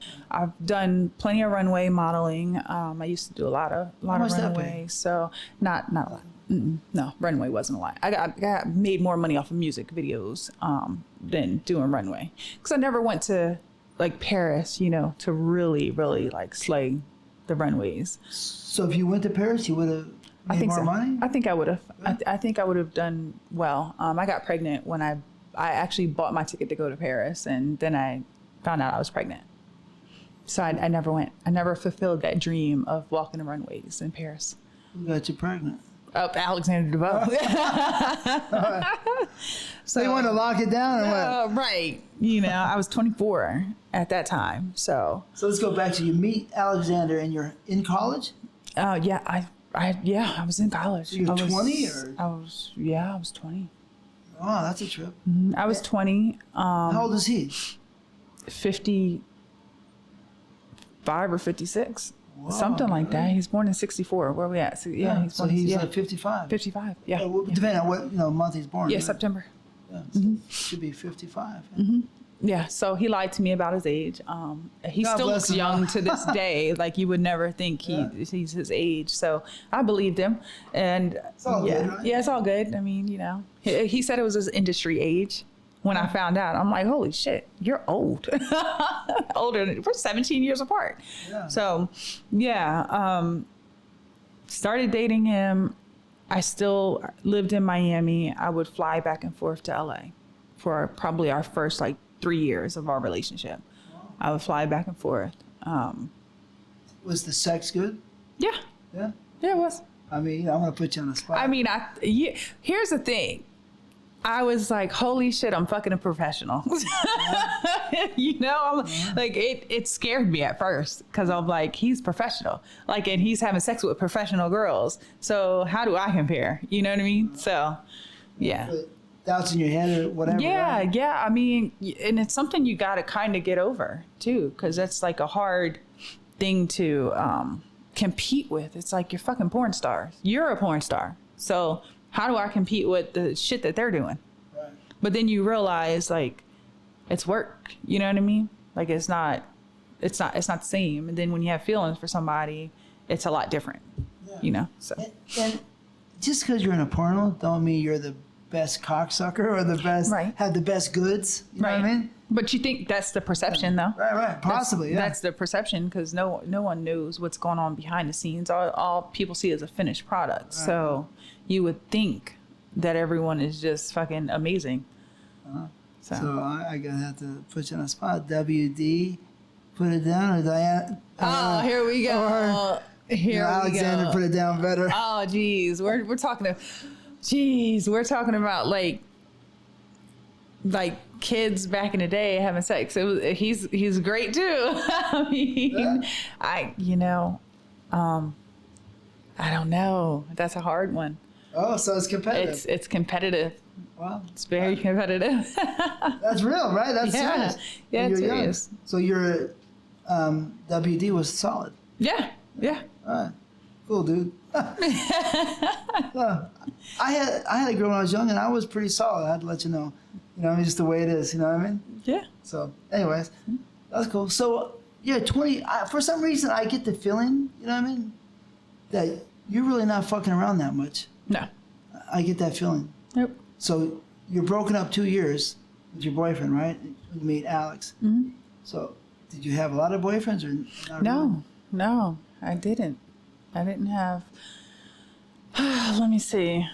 There were a couple flings. Nothing. Nothing serious. So a couple. That's nothing. Just a couple. So that's serious. You don't fuck around. Yeah. No. Wow, that's serious. All right. I can respect that. Yeah. So anyway, so you meet him. And so then you finally decide to move to LA? Yes. Decided to move to LA because it was just back and forth, back and forth. And LA is somewhere I always wanted to go to anyway. So I was just like, okay, it's time to make the move. So I ended up moving out to LA and became Alex's production manager because I was working on everything with him anyway. When I would fly back and forth, I would do stuff for his production. Was he performing then? No, no. Well, he wasn't supposed to be. I heard that story before. You're right. He wasn't supposed to be. To my knowledge, no. But maybe a couple? But he was. Yeah. Was. Yeah. A little bit in the beginning or just the whole way? Throughout. Yeah. But, you know, I mean, it's the lifestyle. It is what it is. You know what I mean? Yeah. Like, that's what I met him doing. That's like if you meet me as a dancer and then you're pissed that I'm dancing. Like, you met me as a dancer. You know what I mean? So it's something to adjust to, definitely not coming from this background because this wasn't my background, you know. The adult industry, as far as I had went, was dancing. So but that's still a little something. Yeah. Well, dance is still in the adult industry, but porn was very new to me. I remember the first time I went on set, I'm sitting in the room and two people are fucking and I'm looking at the ceiling like, oh my God, they're having sex. When is it going to be over? When is it going to be over? Can I leave? Like, yeah, literally the most awkward situation ever because I had never watched a porn. And now I'm in a room where two people are going at it. And I'm like, holy shit. And you're not fucking around, so you're really not that one. Yeah. Like, it's like, it was awkward. It was very strange to me. And it took me a while to get used to the industry. Yeah. You have a different personality. You're more of a little bit shy. I am. Mm-hmm. Yeah. Oh yeah. I'm very laid back, shy, like, you know. Introverted. Until I get into certain settings, like strip club, my setting, I'm like, you know, that's my setting. So yeah. I saw you last night and you're like this. Yeah, I am. You're always checking something out, right? Yeah. Mm-hmm, mm-hmm. I'm always checking out my surroundings and just. What do I got to punch? my mind is always going. So, you know, unless I'm like in a real comfortable setting, my mind is going. So. Like predator, survivor, ready. A predator, survivor. Because you're ready, you know what I mean? You got to stay ready. Listen, got to stay ready. Your head's not up your ass. You just, you never know. You know what I'm saying? Yeah. You see some people, right? Yeah. They're happy-go-lucky, God bless them, but you know what I mean? Yeah. So that's a trip. So you come here, you see people fucking, you're like, oh, this is... Yeah, it was crazy. Yeah. It was crazy. But, I mean, I got used to it because I got to know the industry. You know what I mean? I got to know the people personally. So, I mean, it's just different when you personally know people and you get to know the industry opposed to what it is that you thought prior to coming into, you know what I mean? Being around the industry. You're just like I used to think it was just dirty. And I tell people, I'm like, civilian people are dirty. If you ask me, I'm like, when's the last time you've been tested? Like, I used to, when I used to fly girls in, they would have something. Really? Yeah. I mean, at one point I stopped flying girls in because it was killing me. They have to come in, get tested, they have something, get medicated, and now we're waiting. And I have to cancel your scenes that we had pre-booked off of your pictures. So I felt like civilian people definitely, I call them civilians, like just didn't get tested. So I'm like, the adult industry is very clean compared to a regular person that you're just out there fucking. Yeah, some people don't even know really what to look for, you know, right. And what's going on. I mean, yeah, I understand. Mm-hmm. But, I learned a lot. I learned a lot just being around the industry, and it's different when you actually learn about the industry and the people that are in the industry. You have a different respect for the adult industry in a whole. So people don't know this. So she's got to pay for the ticket from Florida. It was about $400 to $500. Mm-hmm. Pay for the test because nobody's got money. Mm-hmm. She's got to spring for it herself, and then wait for a week, house her, feed her, mm-hmm. right? Yep. So you're talking like $700 later. Mm-hmm. And how do you get your money back? Because the girl's like probably getting on, whoa, I gotta go. I need to make some money. You know, I'm guessing. Well, I only had one, and I had one situation where a girl didn't want to pay me after all of that. So I really didn't have too many of those situations because back then, you know, you were shooting every damn day. So I think you had some of my girls booked a lot, like a lot. I want to say Mina Scarlett shot with you 10 times. plenty of times. And because of that reason, it really wasn't worth not paying the $700. That's one scene. You know what I mean? That was you go work one day, but you have 10 scenes booked. So why would I not pay that? You know what I mean? Yeah. Like the money that I put out to get you here and housing you and feeding you and driving you around to auditions. So I only had one girl that did that to me because they appreciate, you know, you got to work. You have to work. And then you shit on me, you're not going to work. And they liked you. So, yeah. They liked you. That's another thing. Yeah. A female, you're strong, you're pretty. Right. So you probably got away with more with those. Not getting away, but, you know, controlled it better. Yeah, you can control it better, you know, because they look up to you, you know, as someone that, one, is a female in the business and a Black female in the business. You know what I mean? So you got to be doing something right to be able to, you know, just do what I was doing at that point. Yeah. Was it hard to learn how to control them and, you know, manage them? Or was it easy right away? It was easy. Yeah. And I think it was easy because I had the strip club background. You know, I dealt with females every single day. Whole bunch of us in one room, dressing room, in a strip club for 8 hours a day. You know what I mean? So I think it was just easy for me to deal with females. And a lot of females don't have that, you know, they don't get along with females easily. And I just happen to be one of those females that get along with females. Yeah. And I don't really have issues. Well, you're pretty, so they're probably, you know, a lot of times when the girls are pretty and strong, you know, and you're smart, right? And powerful. You seem like you're pretty direct. Mm-hmm. East Coast style. Yeah, East Coast. It's the East Coast. Yeah. So more than likely, with all those factors, I think the girls are going to succumb to the power. Right. Right? Right. Compared to some girl that's not that pretty, right? And maybe not that strong, just going to walk over her. Right. Right. So you brought a lot of girls to my company, and they like working for my company. Mm-hmm. Yes. Evasive Angles. Yes. Had good experiences. Good experiences. Yeah. I think I brought you because you did the BBW stuff too back then. Yeah. I kind of started the BBW. The BBW. Yeah. Back then. It was you. I don't think there was too many other companies that were shooting BBWs. I started a lot of stuff. People don't even know. You know? You did. It wasn't any other companies that. Lots of stuff I started. Yeah. I had it going. You know? But yeah. Yeah, girl. I mean, you shot a lot of, and you would shoot. The thing is, you would shoot girls over and over and over for different things. So it was like, okay, you're definitely going to make some money at TTBoys. That's where you go. You're going to TTBoy, you make some money. So, you know, I knew I could bring my girls to your company, West Coast Productions, and they would work, you know, and be taken care of. So I'm glad I can help. Yes. You did. You did. You kept our chocolate girls employed, making some money. You kept them working back then. Yeah. I'm happy. You know, I feel lucky that I could do that. Mm-hmm. It was a great time. I mean, it's important because, you know, our ethnic girls didn't have outlets, and I mean, they really don't now at all. No. So it's pretty sad. In my company, you know, we had a lot of different movies, a lot of different ideas, from music videos, rappers, to cool cars, you know, to orgies, and then parodies too. But I put a lot of money into Black product, making it very fine. Now, you know, it was important to me to make a very good product. So let the people know that. You know what I mean? Yes, absolutely. You know, people, the fans really loved Evasive Angles. Yes. Anyways, back to you. So, are you making money doing being an agent? Back then I was, yeah. Because my girls were booked. I mean, you know, got the booking fee from you guys, got the percentage from the girls. You know, that's how I got my boobs done.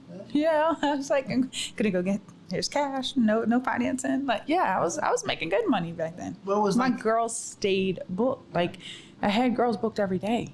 So, and it was a good run for the time because I had the Black girls with the big booties, you know, nice bodies, big booties, and that's what was popular back then. Well, So. Xena really was she one of the best ones? Xena was good. She stood out. She was.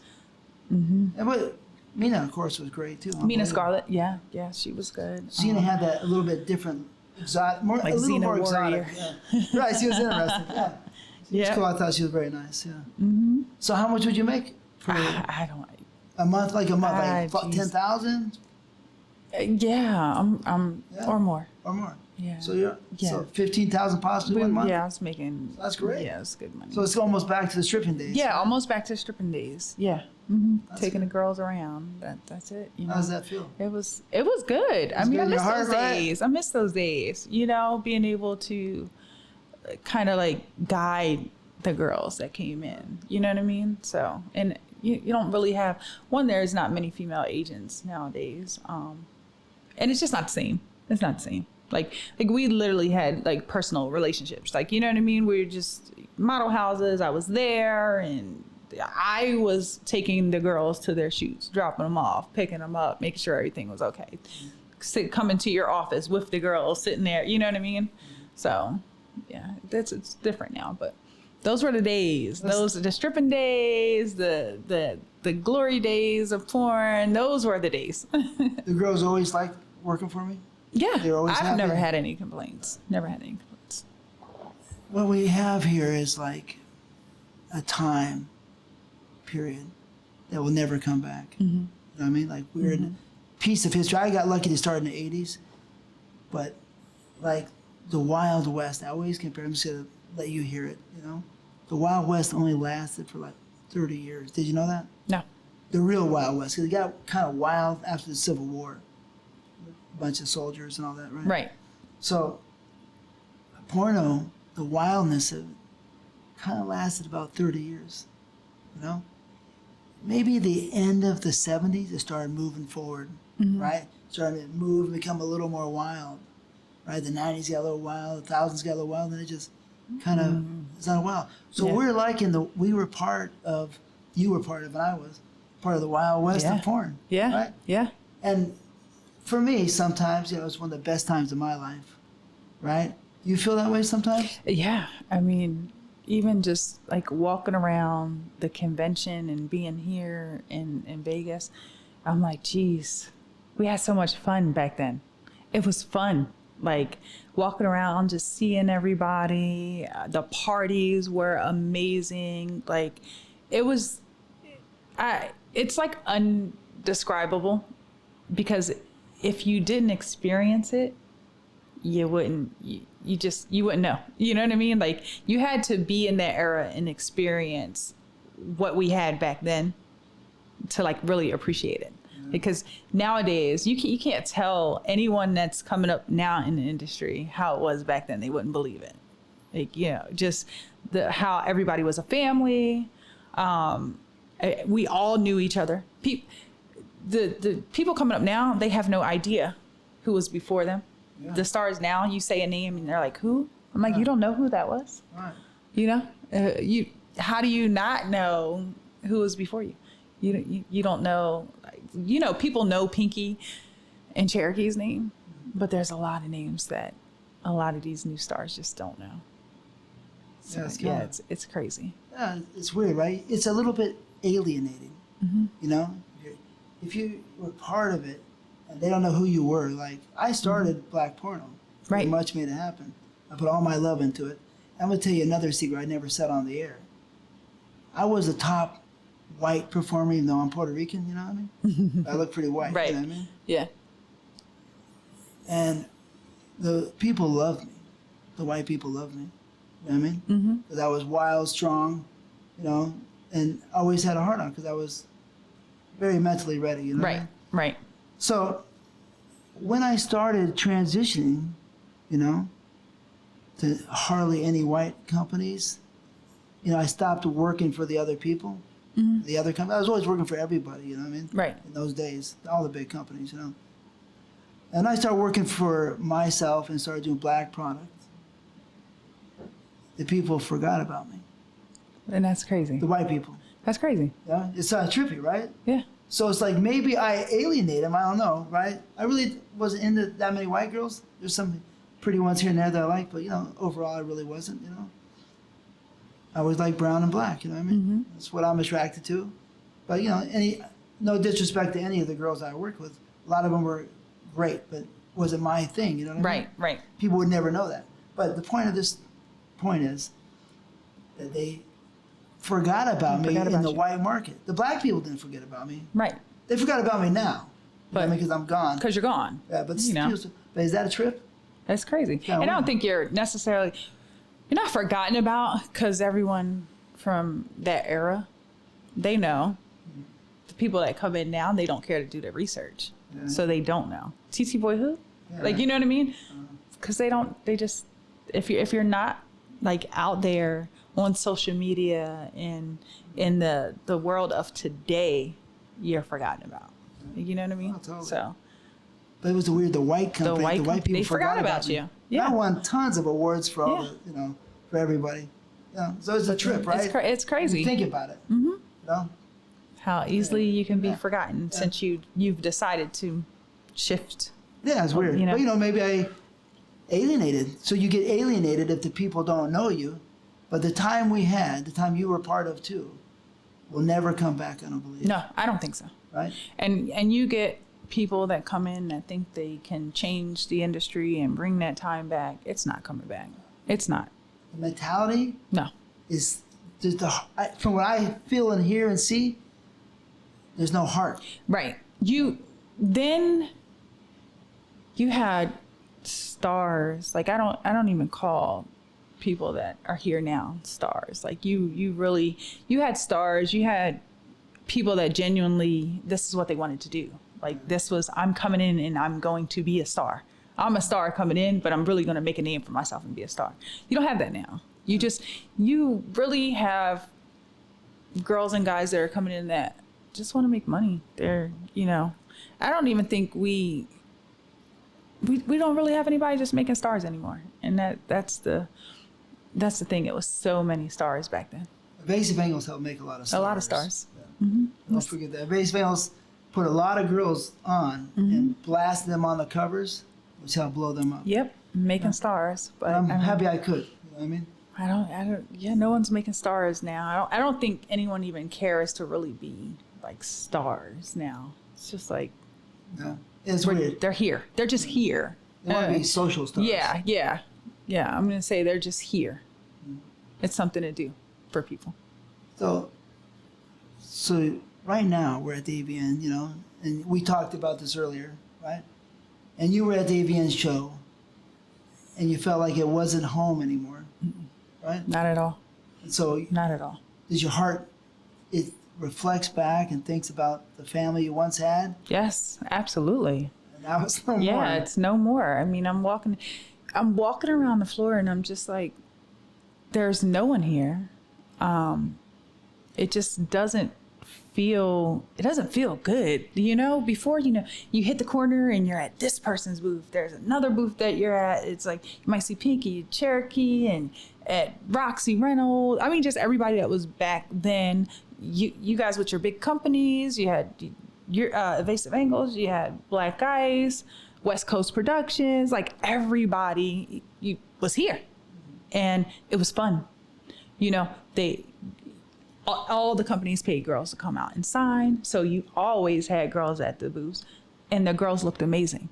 I walk around now and I'm seeing bad body, not taken care of, not just they're here.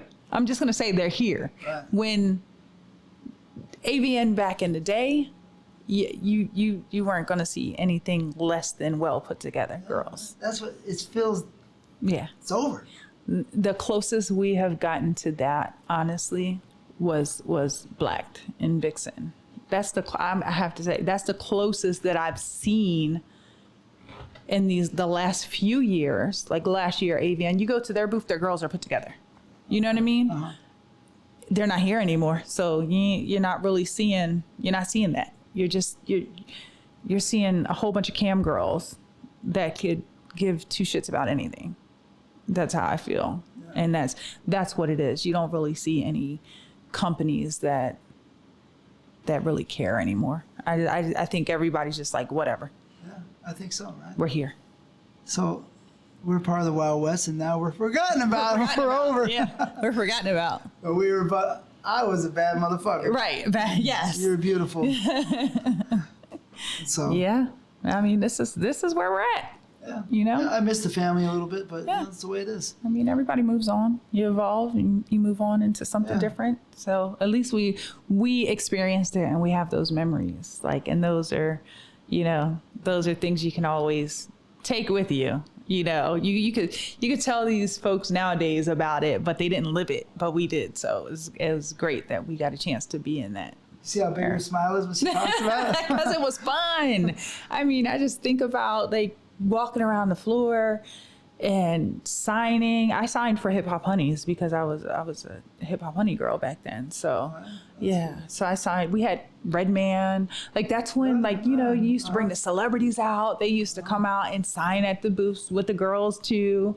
It was fun. You look forward to the parties. I mean, till 4 or 5 o'clock in the morning, we're out partying. It was fun. I remember I got into my limo and John Singleton and Tyrese was in my limo. And I'm like, what y'all doing in my limo? This is mine. Y'all going to the party with us? And then comes in, I think it was like Carmen and Angel Eyes and everybody else. And I was like, okay, cool. Let's just go do it. Like, it was just a family. It was a fun vibe. Like, we all meet up and go hang out and just have a good time. John Singleton was down for the porn crowd. Yeah. He used to say, TT's fucking those girls. Right? So, hey, man. We got to arrest him. He made great movies. Yes, he was amazing. You talked to him a little bit? No? No. Just say, oh, you're in the limo? Yep. Take it easy. Does it. It was in a limo. And I was like, okay, cool. Yeah. So, those days are over. Yeah, they're over. Yeah, It's bad. sad. It's all good. You know, we're here. We're here now. So alive. it is what it is, you know. Yeah, so you're on these sets, right? You're looking very nice. How many people are trying to say, hey, that's Giana, what's up? You know what I mean? All the time. All the time? All the time. But you're way too strong for that, huh? Yes. No, it just wasn't something that I ever wanted to do. I That's mean, interesting. it's how I got my directing deal. No, but not that, but the guys are like trying to get at you. Yeah. No, Not that. I think I even tried.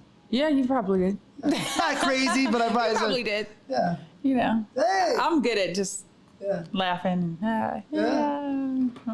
I didn't know you were a master like that because if you're in a strip club, you're totally a master. Really? Yeah. Is there No, if you're like experienced. like, oh yeah.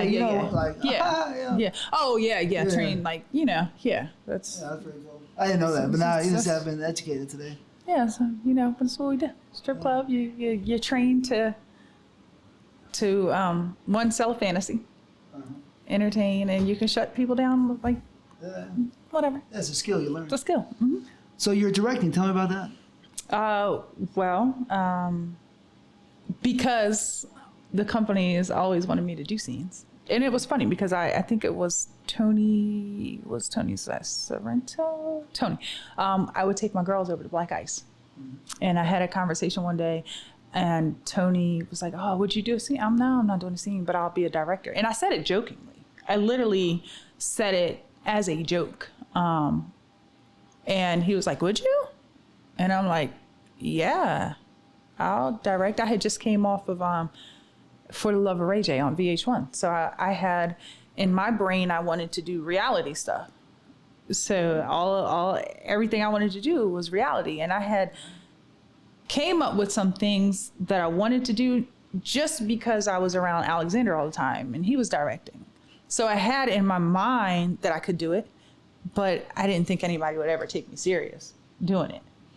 And then Tony was like, no, you got some ideas? Really? I'm like, yeah, I do. They needed help, yeah. Yeah, I'm like, I got ideas. So I pitched a few ideas and then like a couple weeks later, I had a budget to do my first movie.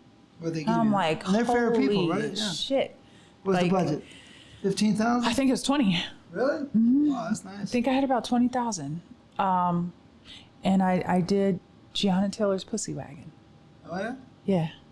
So, Yep. Was it And nice? Was it good? it was good. And it was all like everything I did was reality based. So it was like new girls, and I had this van called the Pussy Wagon, and we would ride around and find random girls, and they'd have sex in the van.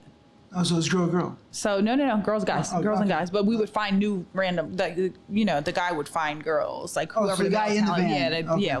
So so that I was off to directing then. It just fell in my lap. I always say to people like that, literally, it's not something I really went after. It just happened. So, You liked it? and I liked it. I enjoyed it. I did. I did. And the one thing was that I had to host most of my I had to be in it. So I would be on camera and I'd be talking to the girl. You know, I slap her ass here and there, you know, do stuff like that. So, yeah, it was cool. It was a great experience, actually. That's nice. That's cool. How many movies did you direct? I probably did like maybe. I would have to, sit down and figure that out. Like my favorite, I did All-Star Week Parties and Freaks, New School Booty, Giana Taylor's Pussy Wagon Adventures, X-Rated Cribs. Like I went off of things that were going on. You know how you used to have MTV Cribs? I did X-Rated Cribs. Oh, really? So the people's houses? yes, I would do that. Yeah. So yeah. Who had the best house? I mean, you know, it wasn't really their house. So Oh, I got you. it was the house we rented. Right. But Who had the best house in the movie? I don't remember who had the best house in the movie. You know, What actors did you use mostly?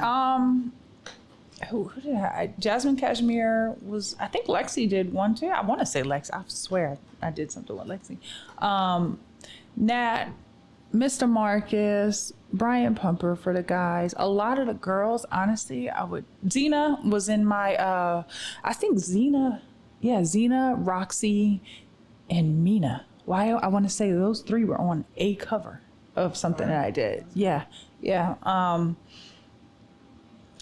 Pinky, I think I shot one of Pinky's first scenes in the Pussy Wagon, her and Wesley Pipes. All right. Yeah, when she first came in. Yeah. She really did so well for Oh my herself. gosh, she did. She's amazing.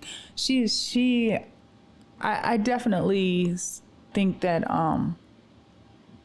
people should follow her lead. You know, think she came in, she made a name for herself, and she's still doing stuff. And you know, she owned all of her stuff, her website. She did it right. You know, she definitely did it right. Her, Cherokee, they're making a shit ton of money. When I saw Pinky come in, this is a fact, you know, when she come to the sets, she will come prepared. Oh yeah, Right? yeah. The yes. most prepared girl Yes. I've ever seen. Pinky was very prepared. She had everything she needed. The clothes, Everything. She had her clothes, she had her bikini line tanned Yeah, up her just tan. right. She had her dance moves down. Yep. Everything, like what more could you ask for? Yeah. Right? Yeah. Very was- professional. Yeah. On time. Yeah. Pinky was great. Never fucking around. She's always real Very. Yeah. serious. Mm-hmm. She has a great interview. She was very nice, but when I hear the interview, it's interesting, right? You might be interested too. Who knows, right? But I know for a fact she was the most prepared girl, for sure, right? I have to agree with you. Yeah. I do. I agree with you on that. Yeah. Pinky was the shit, still is. Yeah, she's great. Yeah, and that's why she's still around now. You know, she's still able to run her websites, and she's still out there doing her thing. She can rap too. So yes, That sounds good. Yeah, she performed 1 year for me. Yeah? I can tell- yeah. She sounded good. I mean, I hear the rap because I was on a video shoot with her the other day. Right? Nice. She was rapping. Oh, you so know? she's still doing it. She She's still invited me at it. down, so I Okay. checked it out. I was like, sounds good to me. You know what I mean? Nice. Sounds real. You know what I mean? Nice. Yeah. I remember she was rapping back then. Yep. So you directed these movies. Mm-hmm. It's a good time. You think you did 50 movies or? I don't think that many. 20, 30? I probably did about 20. Probably a total of 20 between West Coast, because I didn't do a lot of movies for West Coast. I only did a few. So Black Ice was really where I did my movies. Yeah. Okay. Yeah, they're pretty fair. You know what I mean? I know where their budgets I are enjoyed fair. it. Yeah. I enjoyed working for Black Ice. How much would you make per directing a movie? I had a $5,000 director's fee. Yeah. That's pretty good. Yeah. I mean, it's what, 5 movies, five scenes. Yeah. But usually took you, what, 2 or 3 days to do it? Yeah, it didn't take long. Yeah. I mean, and Alexander Devoe, he helped me. He was my camera guy. So he did camera and he helped me out. So, you know, everything was great. Everything looked good. Yeah. And I think that really helped me a lot too. Because, you know, they had to know I was married to Alexander Devoe. He's definitely going to shoot my stuff for me. So, you know, and his quality of work was great. So I'm pretty sure that was like, yeah, let's let her direct. Let's give her a budget. We know it's going to be good. You know, it's going to be shot well. It's going to, you know what I mean? So it wasn't a gamble. That's a big deal. No, the cameraman, the correct cameraman, trained correctly, not just off his ass, but trained. Right? Or somebody that really cares is a big deal. Yeah, and he was one of those people that I'd be like, God damn, well, why are we taking so long? Like, but with his photography and everything, he's like, so everything has to be perfect. Like, you know what I mean? And I appreciate it. Looking back, like we would spend hours and hours on set, and I'm like, we're at $100 an hour location. Like, God damn it, let's go. But when you look at the product and you look at the photos and everything, like you appreciate it because it's not something that's rushed through, and it's something that's, you know, he really cared about and put everything into. So that's cool. I can appreciate that because I always want my product to be good. It's a fight sometimes. Yeah. You know what I mean? Sometimes it's a fight, right? It is. It is. Yeah, that's cool. So did you ever see any guys on the set that you said, hey, they look pretty good? Of course. I mean, yeah, we have some attractive guys in the industry. So which guys? You know, performers. Nope. Nope. Okay. Nope. We're not setting her up. All right. Y'all ain't setting me up. But there's a few. Yeah, there's handful or just a couple. No, there's a couple. There's a couple. Right. Yeah. You know, there's good-looking guys. But did you ever talk to anybody, or you just never? Well, recently. No, but not talk to them, but just like, you know, flirt with them a little bit, ever? Before, while you're married? Am I getting you busted? No, you're not getting me busted. I know you didn't fuck him. I'm trying to, no, that didn't happen. So I'm trying to see you strong, you know? There was one person that I like flirted with, and it was towards the end of my marriage, and then we dealt with each other for a little while. So after? Yeah. Or right at the edge of it? At the end. At the end of and that was Flash Brown. So that's who? Flash Brown. Flash Brown. Okay. Yeah, that was it. He's a taller guy, right? Yeah. You're a taller girl. Yeah. You're taller than yeah. Yeah, I'm 6 foot. He's like 5. He says 5'9.5", but I'm gonna give him 5'9". Yeah. It's like close to my size. I'm 5'7", so fuck. Yep. But you always seem like a pretty straight guy, Alex. Yeah. Yeah, pretty direct. Mm-hmm. Like you. Yeah. You know, put a lot of people on. Yeah. You know, cared about what he was doing back then and his company and making great product, and pretty straightforward. What happened? The industry. Really? Mm-hmm. Girls. Mm-hmm. Yeah. The temptation. Yeah. The industry. Yeah. I mean, there's a breaking point. So at some point, it's just like, fuck this, right? Yeah, just can't, you know. Yeah. I adapted to the world that wasn't mine. You know what I mean? So that's all of us. Yeah. I mean, we were together for 10 years. So were you happy most of the time? At the beginning. Yeah, at the beginning, and then it just, you know, you get numb to certain situations, and then you just start overlooking stuff, and then you're like, you become miserable at some point, and then when it gets to that point, it's over. So, yeah. So basically, that the girls sometimes like guys. That's the situation, right? Well, you know, I walked into his lifestyle, right? So, kind of, yeah. Yeah, no, I did completely. He was completely, this his lifestyle. You know what I mean? Like, I walked into his life and thought I could change some things once we were, you know what I mean? But this was his lifestyle. This is, like I said, like, if I'm a dancer and you meet me in a strip club, and like, that's my lifestyle. That's where I am. So, you know, I'd have to be the one that wants to change that for anything to really change. So with him, like this was it. He lived this. This was his everything. You know what I mean? Yeah. Like he was so engulfed into the porn industry that's what it was. I mean, this was his life. So, and he was younger back then. So like as the years go by, you then start to see like, shit, I got to change. But then it might be too late. You know what I mean? So at that point, when the change was happening, it was too late for me. So, yeah. Wow. That's a weird thing, right? Yeah. It's weird because it's not just, the story remains the same. You know what I mean?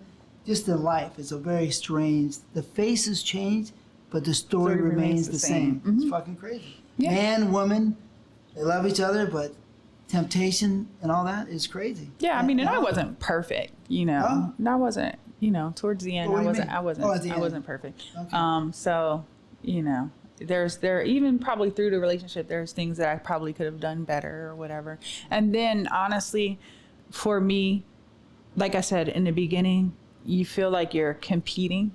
I always felt like I was competing. I never felt like whether I did live up to the standards, but it always in the back of my mind, I felt like there's always girls. There's always new girls. Yes. I'm always competing. So it fucks with you mentally to feel like you're always competing. Not to say that he didn't love me, not to say that, you know what I mean? Because I know he did and he still does. But mentally, it fucks you up when you feel like you're always competing against someone else. So, and that's kind of, how I felt throughout the relationship. So you're a strong, independent woman, so that also is going against you. Right. A little bit. Right. Yeah. So anyways, thank you. Let's talk about this next thing, because the next thing is impressive, right? This is really something, Giana is the founder of the Urban X Awards. Yes. Right? The founder. Yes. Right? I'm guessing she said, I'm sick of this corruption over here and then not giving the black people enough love and acknowledgement. Right. So tell me about it. Okay, so, because I always correct people when they say this, because a lot of people say it's the Black Awards. It never started as the Black Awards. Ethnic, yes. Black, Latin, Asian, anything but the other. You know what I mean? And even so, that's why I created it. And back to Alexander, he had a lot to do with the creation of Urban X Awards, because he would win awards, as a director, but a lot of talent and people that produced ethnic wouldn't win any awards, wouldn't even get to touch the stage, wouldn't get to, hell, they probably didn't walk the carpet, didn't get interviewed. So I would see it, because I had the opportunity to be on an AVN stage with Alexander and getting an award and getting interviewed and doing all that stuff. But there were always tokens. You know what I mean? There were tokens for so long, and there was so much product being put out, and black on black was everything back then, interracial was everything. And I was just like, there has to be something that has to be done. And Alex said, well, do an award show. I said, shit, I don't know how to do no damn award show. What do you mean? I put it off for 2 years. Didn't think about it. I was on a plane coming back from Miami or somewhere, and I started writing out the award show. And I told him, I was like, I wrote out the award show. I'm going to do the show. I'm going to do it. So then we started playing around with names, and we came up with Urban Spice Awards. First year, we got a lawsuit. Playboy. Spice. Lawsuit? Yeah, they tried to sue us for the spice, using spice. Yeah. So going into my first award show ever, I didn't know what the hell I was doing. All I knew was that I wanted to do an award show. I needed to get sponsors. I needed to get a venue, and I was going to figure it out. And I did. You were one of my sponsors. You were one of my biggest sponsors, actually, really? When I first, I think you were the biggest sponsor when I first started the award show. Mm-hmm. Oh, it makes me feel good that I can. No, yeah, you were. I want to say, I think you did $5,000, I think. Maybe. No one else came close to that. Yeah. So who says TTBoy's bad? You and Alexander put a lot of his money into the show to see it succeed at that time. So I wrote it out and I said, I'm just going to do it. I was like, it's going to be a trial and error thing and I'm going to do it. We did it at Platinum Live. My biggest fear was no one would show up. When red carpet time came, it was limos and cars and people. I was like, holy crap. I had Jeannie, Pepper, Julian St. Jacques, Mr. Marcus, Shawn Michael, like everybody that you could think of was there. Did you show up? Were you there? Look, I had to put you on the spot. Yeah, I feel bad too. It was. I didn't show up. I sponsored, but I didn't show up. Right? It was amazing. Were you mad I didn't show up? I don't. You know, I honestly probably didn't notice, to be honest, because I was working so much, and I was so amazed that so many people did show up, and that I could have so many legends in the room and on the stage. Aaron Hall got up and sang. He's cool. Joe was he? No, he was Guy. He's from Guy. Yeah, I think it was Guy. Puerto Rican. By the way, he got the Puerto Rican flag on him. Did you know that? No. Yeah. I had no tattooed clue. On his wrist. Oh shit! No, he just up? randomly got up and sang. Really? Yeah, he got up on stage. I had the Zane, the author, was there. The Punani poets. Like, I had a room full of everybody. So it was an amazing feeling. Didn't know what the fuck I was doing. Like, you know, I just knew that I had an award show and I was recognizing the people that didn't get recognized in the industry. It was like a family reunion. Everybody came together, had an amazing time. Of course, there were some bumps in the road getting to that point, but every single year I learned, you know, up until now, you know, I'm still learning. And it's you know, every year you figure out something more that you can do. So, what year was the first one? I started it in 2008. So the first one was 2008. 2008 was our first award show. Wow. Mm-hmm. Was that at the end of the year or the beginning of the year? We did July, June. Summertime. We did June. Hot, yeah. I think it was June like 8th or 10th, something like that. So when I originally started Urban X Awards, it was really to recognize our ethnic people because they weren't getting recognized. As the years went on, I opened it up for everyone. Because what I didn't want to happen was I didn't want anyone to feel the way that we felt. I didn't want anybody to feel like they're being alienated and they're not welcome or they have no chance. So I opened it up for, you know, everybody. Black, white, Latin, Asian, Indian. It doesn't matter. It's not a race thing. You know what I mean? So it's a who's making great product and who deserves to be recognized. So that's where we're at now with the show. We went from 2008 to 2012. I did the show. After 2012, I let it go because I completely left the industry. That's when. Well, as far as I didn't do it anymore. I actually gave it to Alexander. I told him he can have it. Don't want anything to do with the industry. I'm stepping away from the industry. Wow. And that was a part of the time where we were going through our thing and I needed to separate myself. And every year from that time after AVN, I would get calls. When you bring back Urban X Awards? When you bring back the show? I'm like, I'm not. Roxy Reynolds called me in 2017 and was like, cuz, what's up? What we got to do to bring back Urban X Awards? And I said, I'm ready. I said, let's do it. Oh, so you completely shut it down? Did nothing. I gave it to Alexander. He didn't do anything? Nothing. Nope. See? So it's yours. It's mine. It's your baby. It is. It's my baby. 2017, it just felt like I was in a good place to come back and do it. I did it in 6 months. From the time Roxy called me and said, why, what's up, cuz? What you need to do this show? I'll help you. Really? Yeah, you know, and of course when people say they'll help, they don't realize how much goes into it. And like, you have a life to live, you have money to make, and you have things that you need to do. So actually dedicating your time to do what I do is a lot, you know? So she helped with things that I needed, but I pulled a team together, which was Alexander, because we've always remained a working relationship.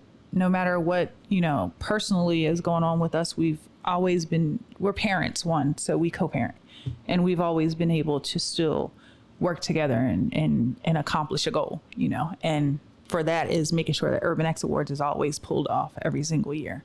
So it was him, James Bartholet, Mr. Marcus helped out when we came back. 17. In 17.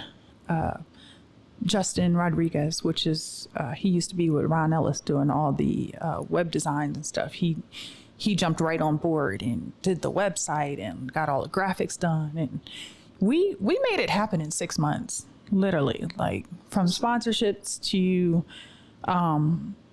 venue. We were at, I think we went back to Stars on Brand in Glendale. And it was a great show.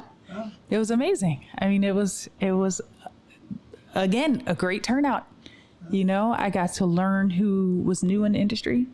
Got to bring back some of the older people, our Hall of Famers, and it was great. I mean, again, that fear in my soul that no one's going to show up because it's been so long. But that just 5 years. Yeah, and that's a long time to not have something around. But it's needed. You know what I mean? So because it's needed, people still come out. People, recognize that it's needed. And it's a family reunion, honestly, for everybody. People that don't go out to some of the other award shows that get up and come to Urban X Awards, Devlin Wee came out this year and he's like, oh my God, I'm so glad. Like I got to see so many people that I haven't seen in so long, It's like, it's a big family reunion. It's great. It's great. We were at, where'd we do last year? It's called, why can't I think of it now? Used to be 740 Globe Theater. Sorry. So we actually ended up back where we left off too. Cause one of our last shows, I think, was at the Globe Theater, which was called 740 Club. And when we came back, we ended up in LA. Downtown. It's a theater. It's amazing. It's great. So yeah, that's.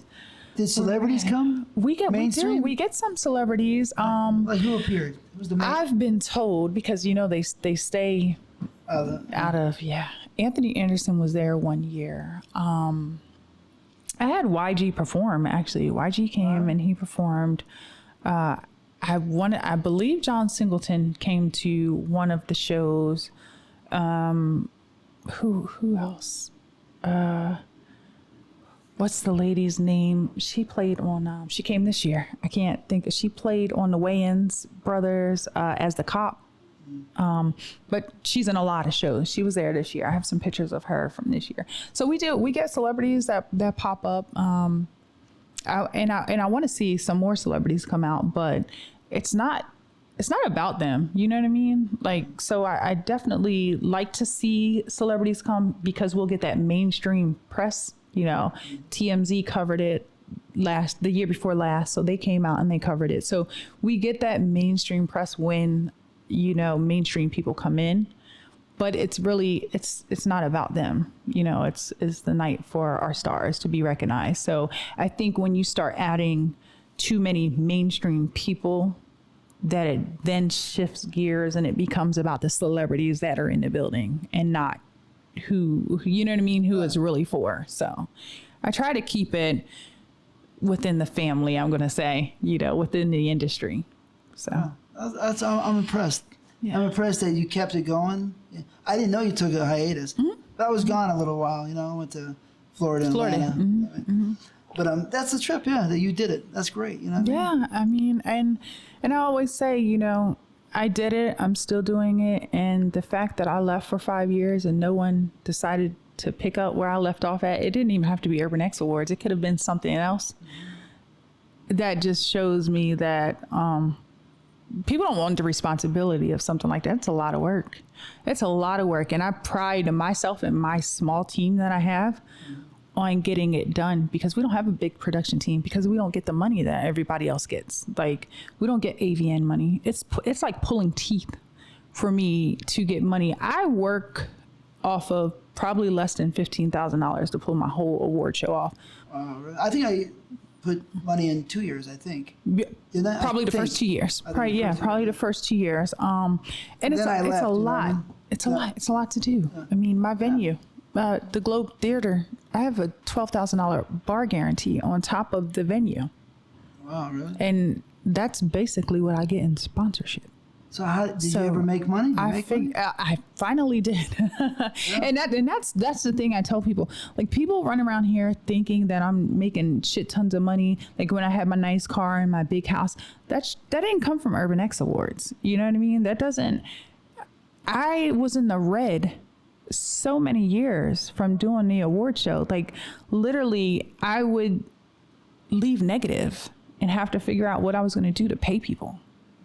Yeah, for years I did, because it costs so much to get it done. I mean, you're factoring in your venue, you're buying booklets, you're buying awards, you're buying red carpet, it's a lot. And then the people that you need to hire to work for you, if you can hire people, like, thank God a lot of people have volunteered their time over the years to help pull the show off for me, because I honestly don't know how I would do it if I had to write checks at the end of the night to everyone. Last year I did.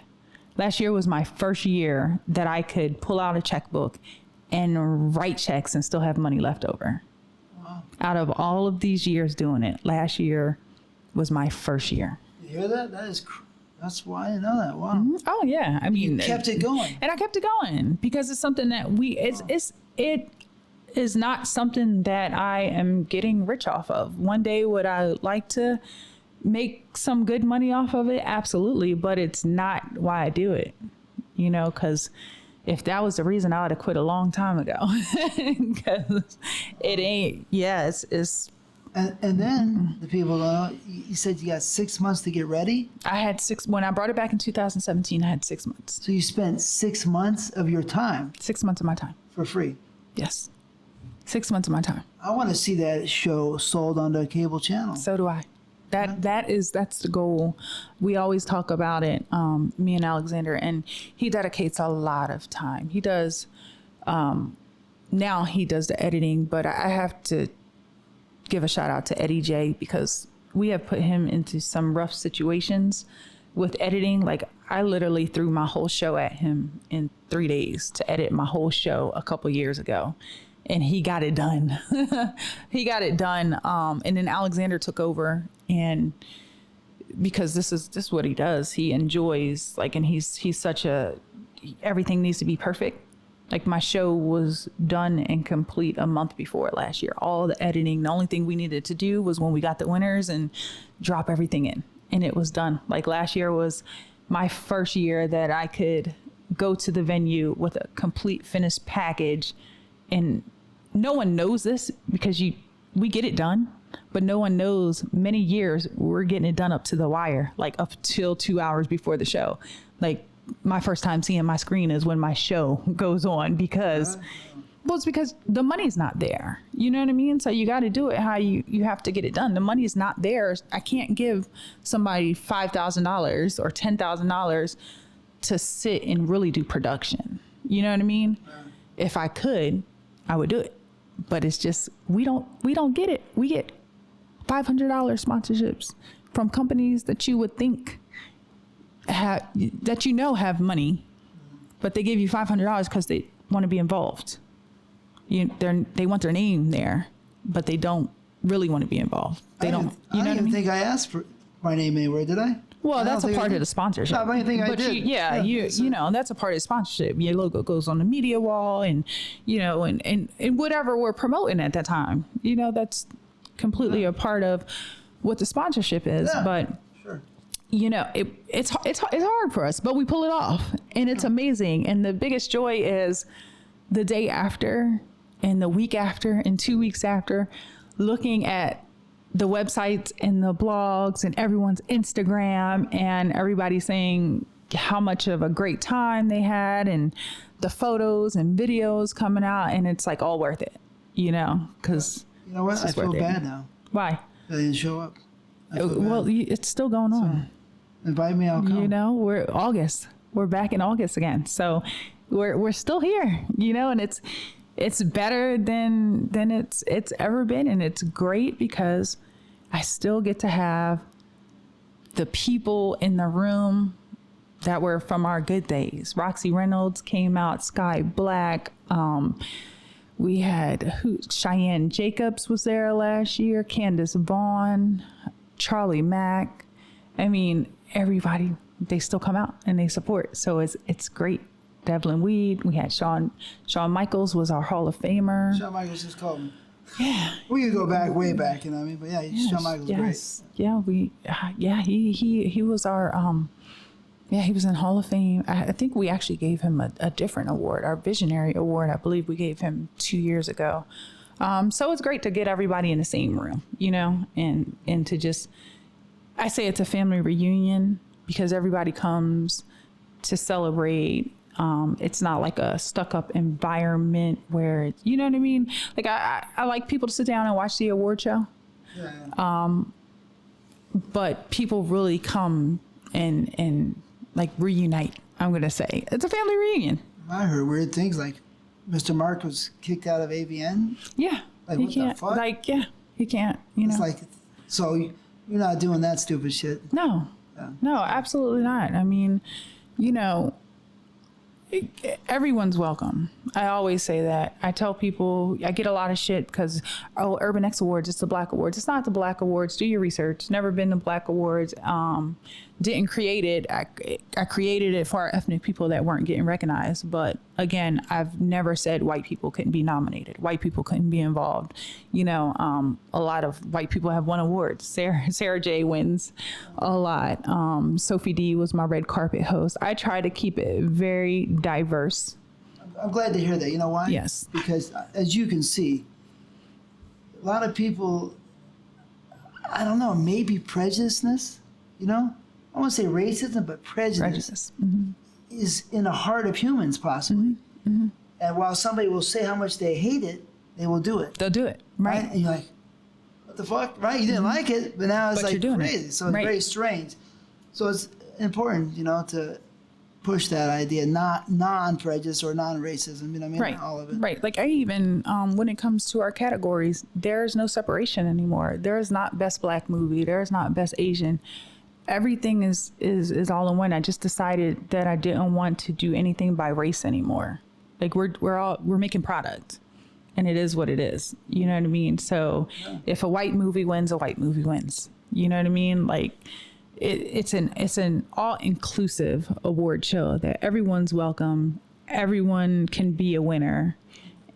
So this is a serious question because, you know, I was nominated as an actor, you know, for your time, you know. Mm-hmm. Sometimes I get nominated 30 nominations in a year for AVN, right?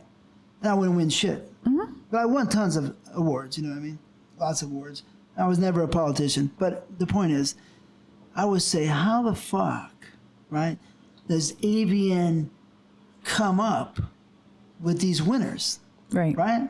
So I'm asking you, how do you come up with the winners? Okay, so we have a process of I want to say we started the whole fan voting thing, right? So there's categories that we have that fans vote on.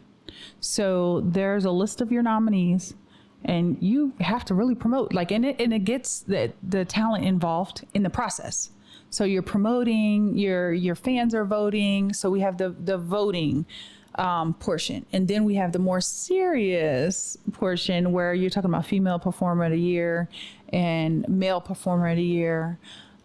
Those categories are voted by our committee and directors that shoot talent, right? Because only a director would know, is this person prepared? Like you were saying, Pinky. Does she show up on time? Is she a really good performer? Because we know what we see on camera, but is she really a good performer? Is he really a good performer? Like, can he keep wood? Does he, you know what I mean? So only directors know that. So directors have passwords to the back end where they can go in and for those certain categories, they nominate talent. And then we come in as a whole and figure out who the winner is. people sometimes say, I think I should have won. All the time. Yeah, and you're like, all the time. What can I do? And a lot of it's in the fan voting, and some people just think they're more popular than what they are. And it's just like, bruh or sis, you got like 50 votes. It's like your winner got 3,000 votes. Like, it's nothing I can do about that. Like, you know what I mean? Because some people think their fan base is bigger than what it is. And let me tell you, there are some people that don't have to promote that will win. Never promote that they're nominated, and they will win because their fan base is just that strong. I sometimes think for the AVN that a lot of their winners, let's say was more idealistically involved in the performers, because the best sex scenes and the best performers. That's where I really was trying to shine in my day. Right. So I think that if the performer would be friends with everybody, right, kiss a little ass, I think that they would take care of these guys that way. That's how I saw it sometimes. AVN, you know what I mean? You see that way? I think it's that, and I think a lot of it has to do with money too. Like, I don't feel like at Urban X Awards you can ever buy an award. You know what I mean? Yeah. Like, because you sponsored doesn't mean you're going to be a winner. And I've had that happen too. Like, you can be pissed, but when we signed this sponsorship, we didn't sign it for you to win an award. You know what I mean? Like, that's and I've always stood by that. I'm like, let's be clear. Because you're a sponsor does not mean you're going to walk away with a win. I have no control over that. So, that's one thing I do. I stand by. Like, we're not buying awards here. These are genuine awards that go to people that deserve them because they worked hard and their fans voted for them, or the directors. This is who our group of directors chose, because you put in the work and you deserve it, not because there was a dollar amount attached to it. So, I think. We see the same people winning awards here. We see people that have spent lots of money win awards, and I've seen that before. I'm not in the background. I don't know how AVN works. I can only speculate. And I mean, if that's what they do, that's what they do. They're successful and they're still here. And if it works for them, it works for them. For me, it's taken me a little longer to get to where I want to be, but I can genuinely say that everyone that's won an award, it's because they deserved it. So that's nice. All right. Yeah. I'm really happy that you did that you made that up, because I could totally, see that it was needed. Mm-hmm. You know what I mean? So congratulations on that. Thank you. Thank you. And so we're almost here at the end. So, you're a pretty woman. I'm going to ask you a couple questions, because this is still adult-based, you know what I mean? It is. What's your favorite position? Doggy. I mean, and it's weird. I don't know why. It's just one of those positions that are great. Yeah. It's like one of those positions where if it's the right person, you biting your pillow. So do you orgasm many times, or just a one-hitter quitter? No, I say many times. It's not like not a punk, right? You keep going. No, we can keep going. So, do you like giving head? I do. A lot or a little? It depends. Okay. So here's the thing. The relationship, honestly. It's like you want to have to desire. Like, I desire with the person that I'm with now. Like, it's a given. Like, I enjoy it. So I'm gonna say it depends on who you're with. Like, you can enjoy it. Like, I enjoy it, and I desire to do it. Sometimes it'll feel like a chore if you're not with the right person. Yeah. So yeah. In the past, it felt like a chore. You're saying? At times. We're not saying names. We're not saying names. Okay, because I'm not that guy. This is a positive show. I try to bring no names. The best. Yeah. So, do you like getting ahead? Absolutely. That looks a big smile. Yes. You orgasm that way? Yeah. Mm-hmm. Right. That's cool. Yep. That's my favorite. I have to say. That's your favorite? Yeah, so it's my favorite. You like girls? No, I don't like girls. Wow. I don't. Mm-mm. The girls usually are good at that job, right? Yeah, I guess so. I don't know. Yeah. I have no clue. That's like when it comes to that, I don't know. You're old fashioned. Yeah. Strictly dickly. That's cool. That's it. Yeah. So, what's the most times you've come on a weekend or in one day? Jeez, I don't know. 20, 50? Well, here's the thing. I'm not the biggest sexual person. Like I'm not like overly sexual. And again, it depends who I'm with. So, I don't know. And I don't like long sex. No? No. Really? I hate long sex. 20 minutes and that's it? Yeah. Okay. Like anything longer is too fucking long. I don't care who. Every now and again. Wow. Yeah, but like once a day, or is it just 20 minutes to take a break and then in an hour you're good? Yeah, a couple times. You do a couple times a day, but honestly, like that fire of just doing it and being done, not drawn out sex. I don't do the drawn out 40, 50 hour. Like that's too much goddamn sex. When you were younger, was it that way? Or yeah, when I was younger, no. I think it's now that I'm older. It's just like I just appreciate, not like so long. It's just like I could, and it has nothing to do with like the dude. Like it's not like he's not doing his job and you're getting bored. It's just sex it shouldn't be long. It's not necessary. I don't think so. Yeah. But, to each his own. Your body changes when you get older. Mm-hmm. And you can't stop it.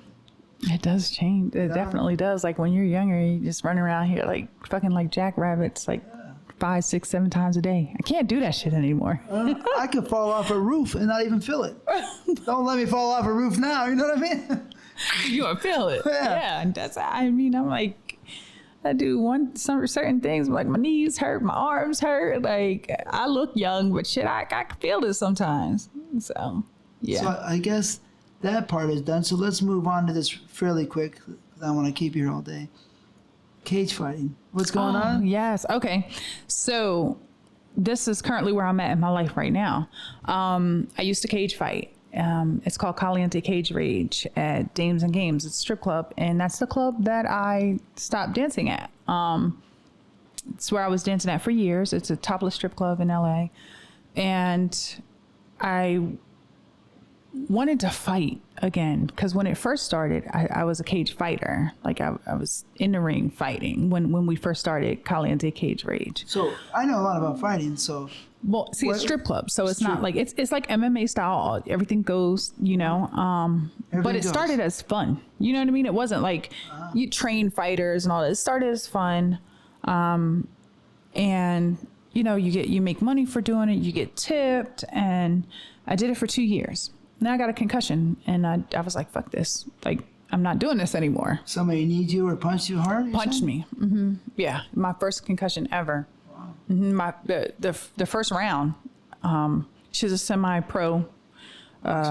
Yeah, and I took a hit to the face, and I felt it. I didn't stop because I'm not a punk. I'm not giving up, but I felt it. I didn't know where I was after. I kept calling my sisters, seeing where my daughter was. Didn't know where my money, my wallet was. Got home, didn't know where the walls were. I'm just like, what the fuck is going on? So I had a severe concussion when I went to the hospital, and I gave it up after that. And then I became the host of Caliente Cage Rage. So now I host two Thursdays a month, one in Van Nuys and one downtown at Dames and Games. So I do that. I do a twerk contest at Blue Zebra, and I also host oil wrestling at Blue Zebra. So yeah, that's what I do right now. Wow. I'm hosting those events. It's fun. It's a lot of fun. I'm actually hosting February 20th with Lunel, the comedian. Lunel is coming to host with me at Themes and Games in Van Nuys for Caliente Cage Race. You got to come by. It's fun. It's a lot of fun. Hit me on my text and I'll stop by. Oh, yeah. And at one point, I integrated the adult industry within the night because we used to have a lot of the adult fight. Misty Stone has fought. Priya Rai. Oh God, we've had a lot of fighters. I can't think of. Really? Yeah, we were on When Porn Ends, the Netflix. Oh, yeah? They came to Dames and Games. It was Priya Rai's fight. Yeah, and. But yeah. Who has skills? You have trained skills? No, we're none of us are really trained, but we go. I have to show you some video. We fight. We go ham. We go. We try to pair the girls up with their same skill level. So if there is somebody trained, we try to find another fighter that's a trained fighter. Yeah. So, but it was really for entertainment purposes. Honestly, it was just something, a promotional thing that has gone on for the last 4 years because it's just that good. So you kind of promote it? Oh yeah, I do. Okay. I still do the promotions for it. I get a lot of people out. I brought the adult industry into it. James Bartholet was one of my hosts as well, so he would come and co-host it, and he would bring girls in to fight and to come host it. Nina L has come and hung out and gotten on stage with us, and a lot of the stars come through. Yeah, it's a fun night. It's really fun. So. I'll come. Yeah, you gotta come through one time. It's a lot of fun. The next one's on the 30th, downtown LA, though. All right. Mm-hmm. In February. Well, no, the next one that we have is January 30th, and then we go into February where we're starting over again with the twerk contest, the oil wrestling, and the 2 fights, the cage race. Right. So it's fun. So that's what I do. I currently do now.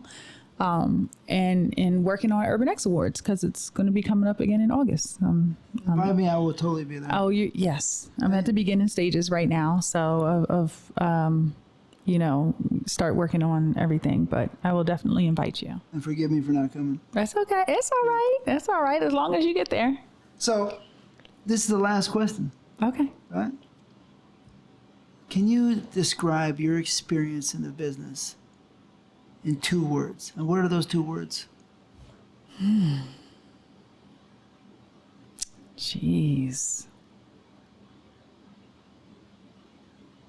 2 words. That's hard. I'm gonna. Some people. Ginger Lynn was twitching when she was thinking the other day. Yesterday.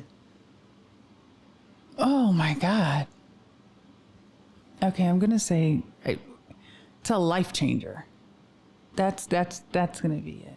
You have love, totally, right? Oh, totally. Yeah. I mean, I respect the industry and everyone in it so much. I'm here. I've never left completely. Like I might have taken a hiatus, but I have a genuine love for the industry. I came from mainstream, haven't went back to mainstream, but I'm still here. So you like it better, kind of.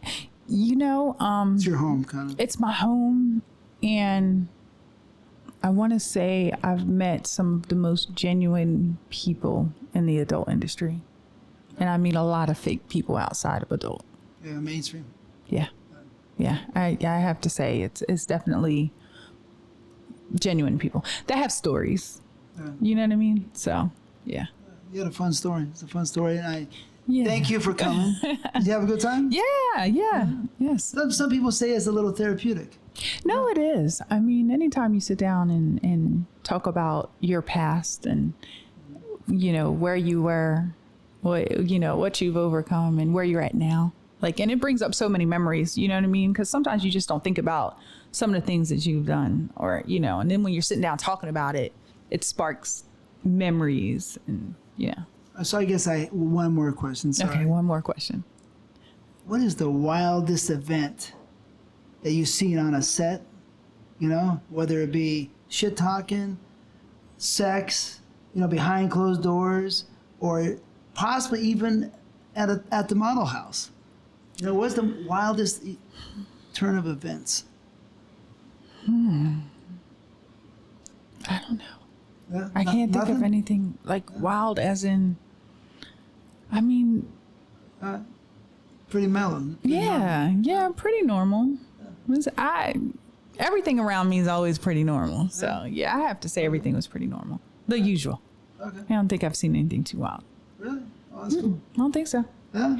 No. All right. I think I'm pretty boring when it comes to Really? yeah. Like most people wouldn't even think I was in the industry if you just, you know, they were like, no, what? You directed porn, what? And it's fascinating to a lot of people that actually meet me and learn that I'm in this industry. So, but I'm mellow, and everything around me pretty mellow. Your look, you have a aura about you that is innocent. You know, that's how I see you a little bit. You know, you're a grown woman. You're not an innocent little kid. Right. But your still inner self seems a little innocent. You know what I mean? Like, not like a, rattlesnake. You know what I mean? Right. It seems No, I got innocent you. and sweet. And, thanks again Thank you for having for me. coming, Thank spending you. the time, because, this Yes. is your time. So thank Yes. you. Thank I you. appreciate it. TTBoy TV out. Hey.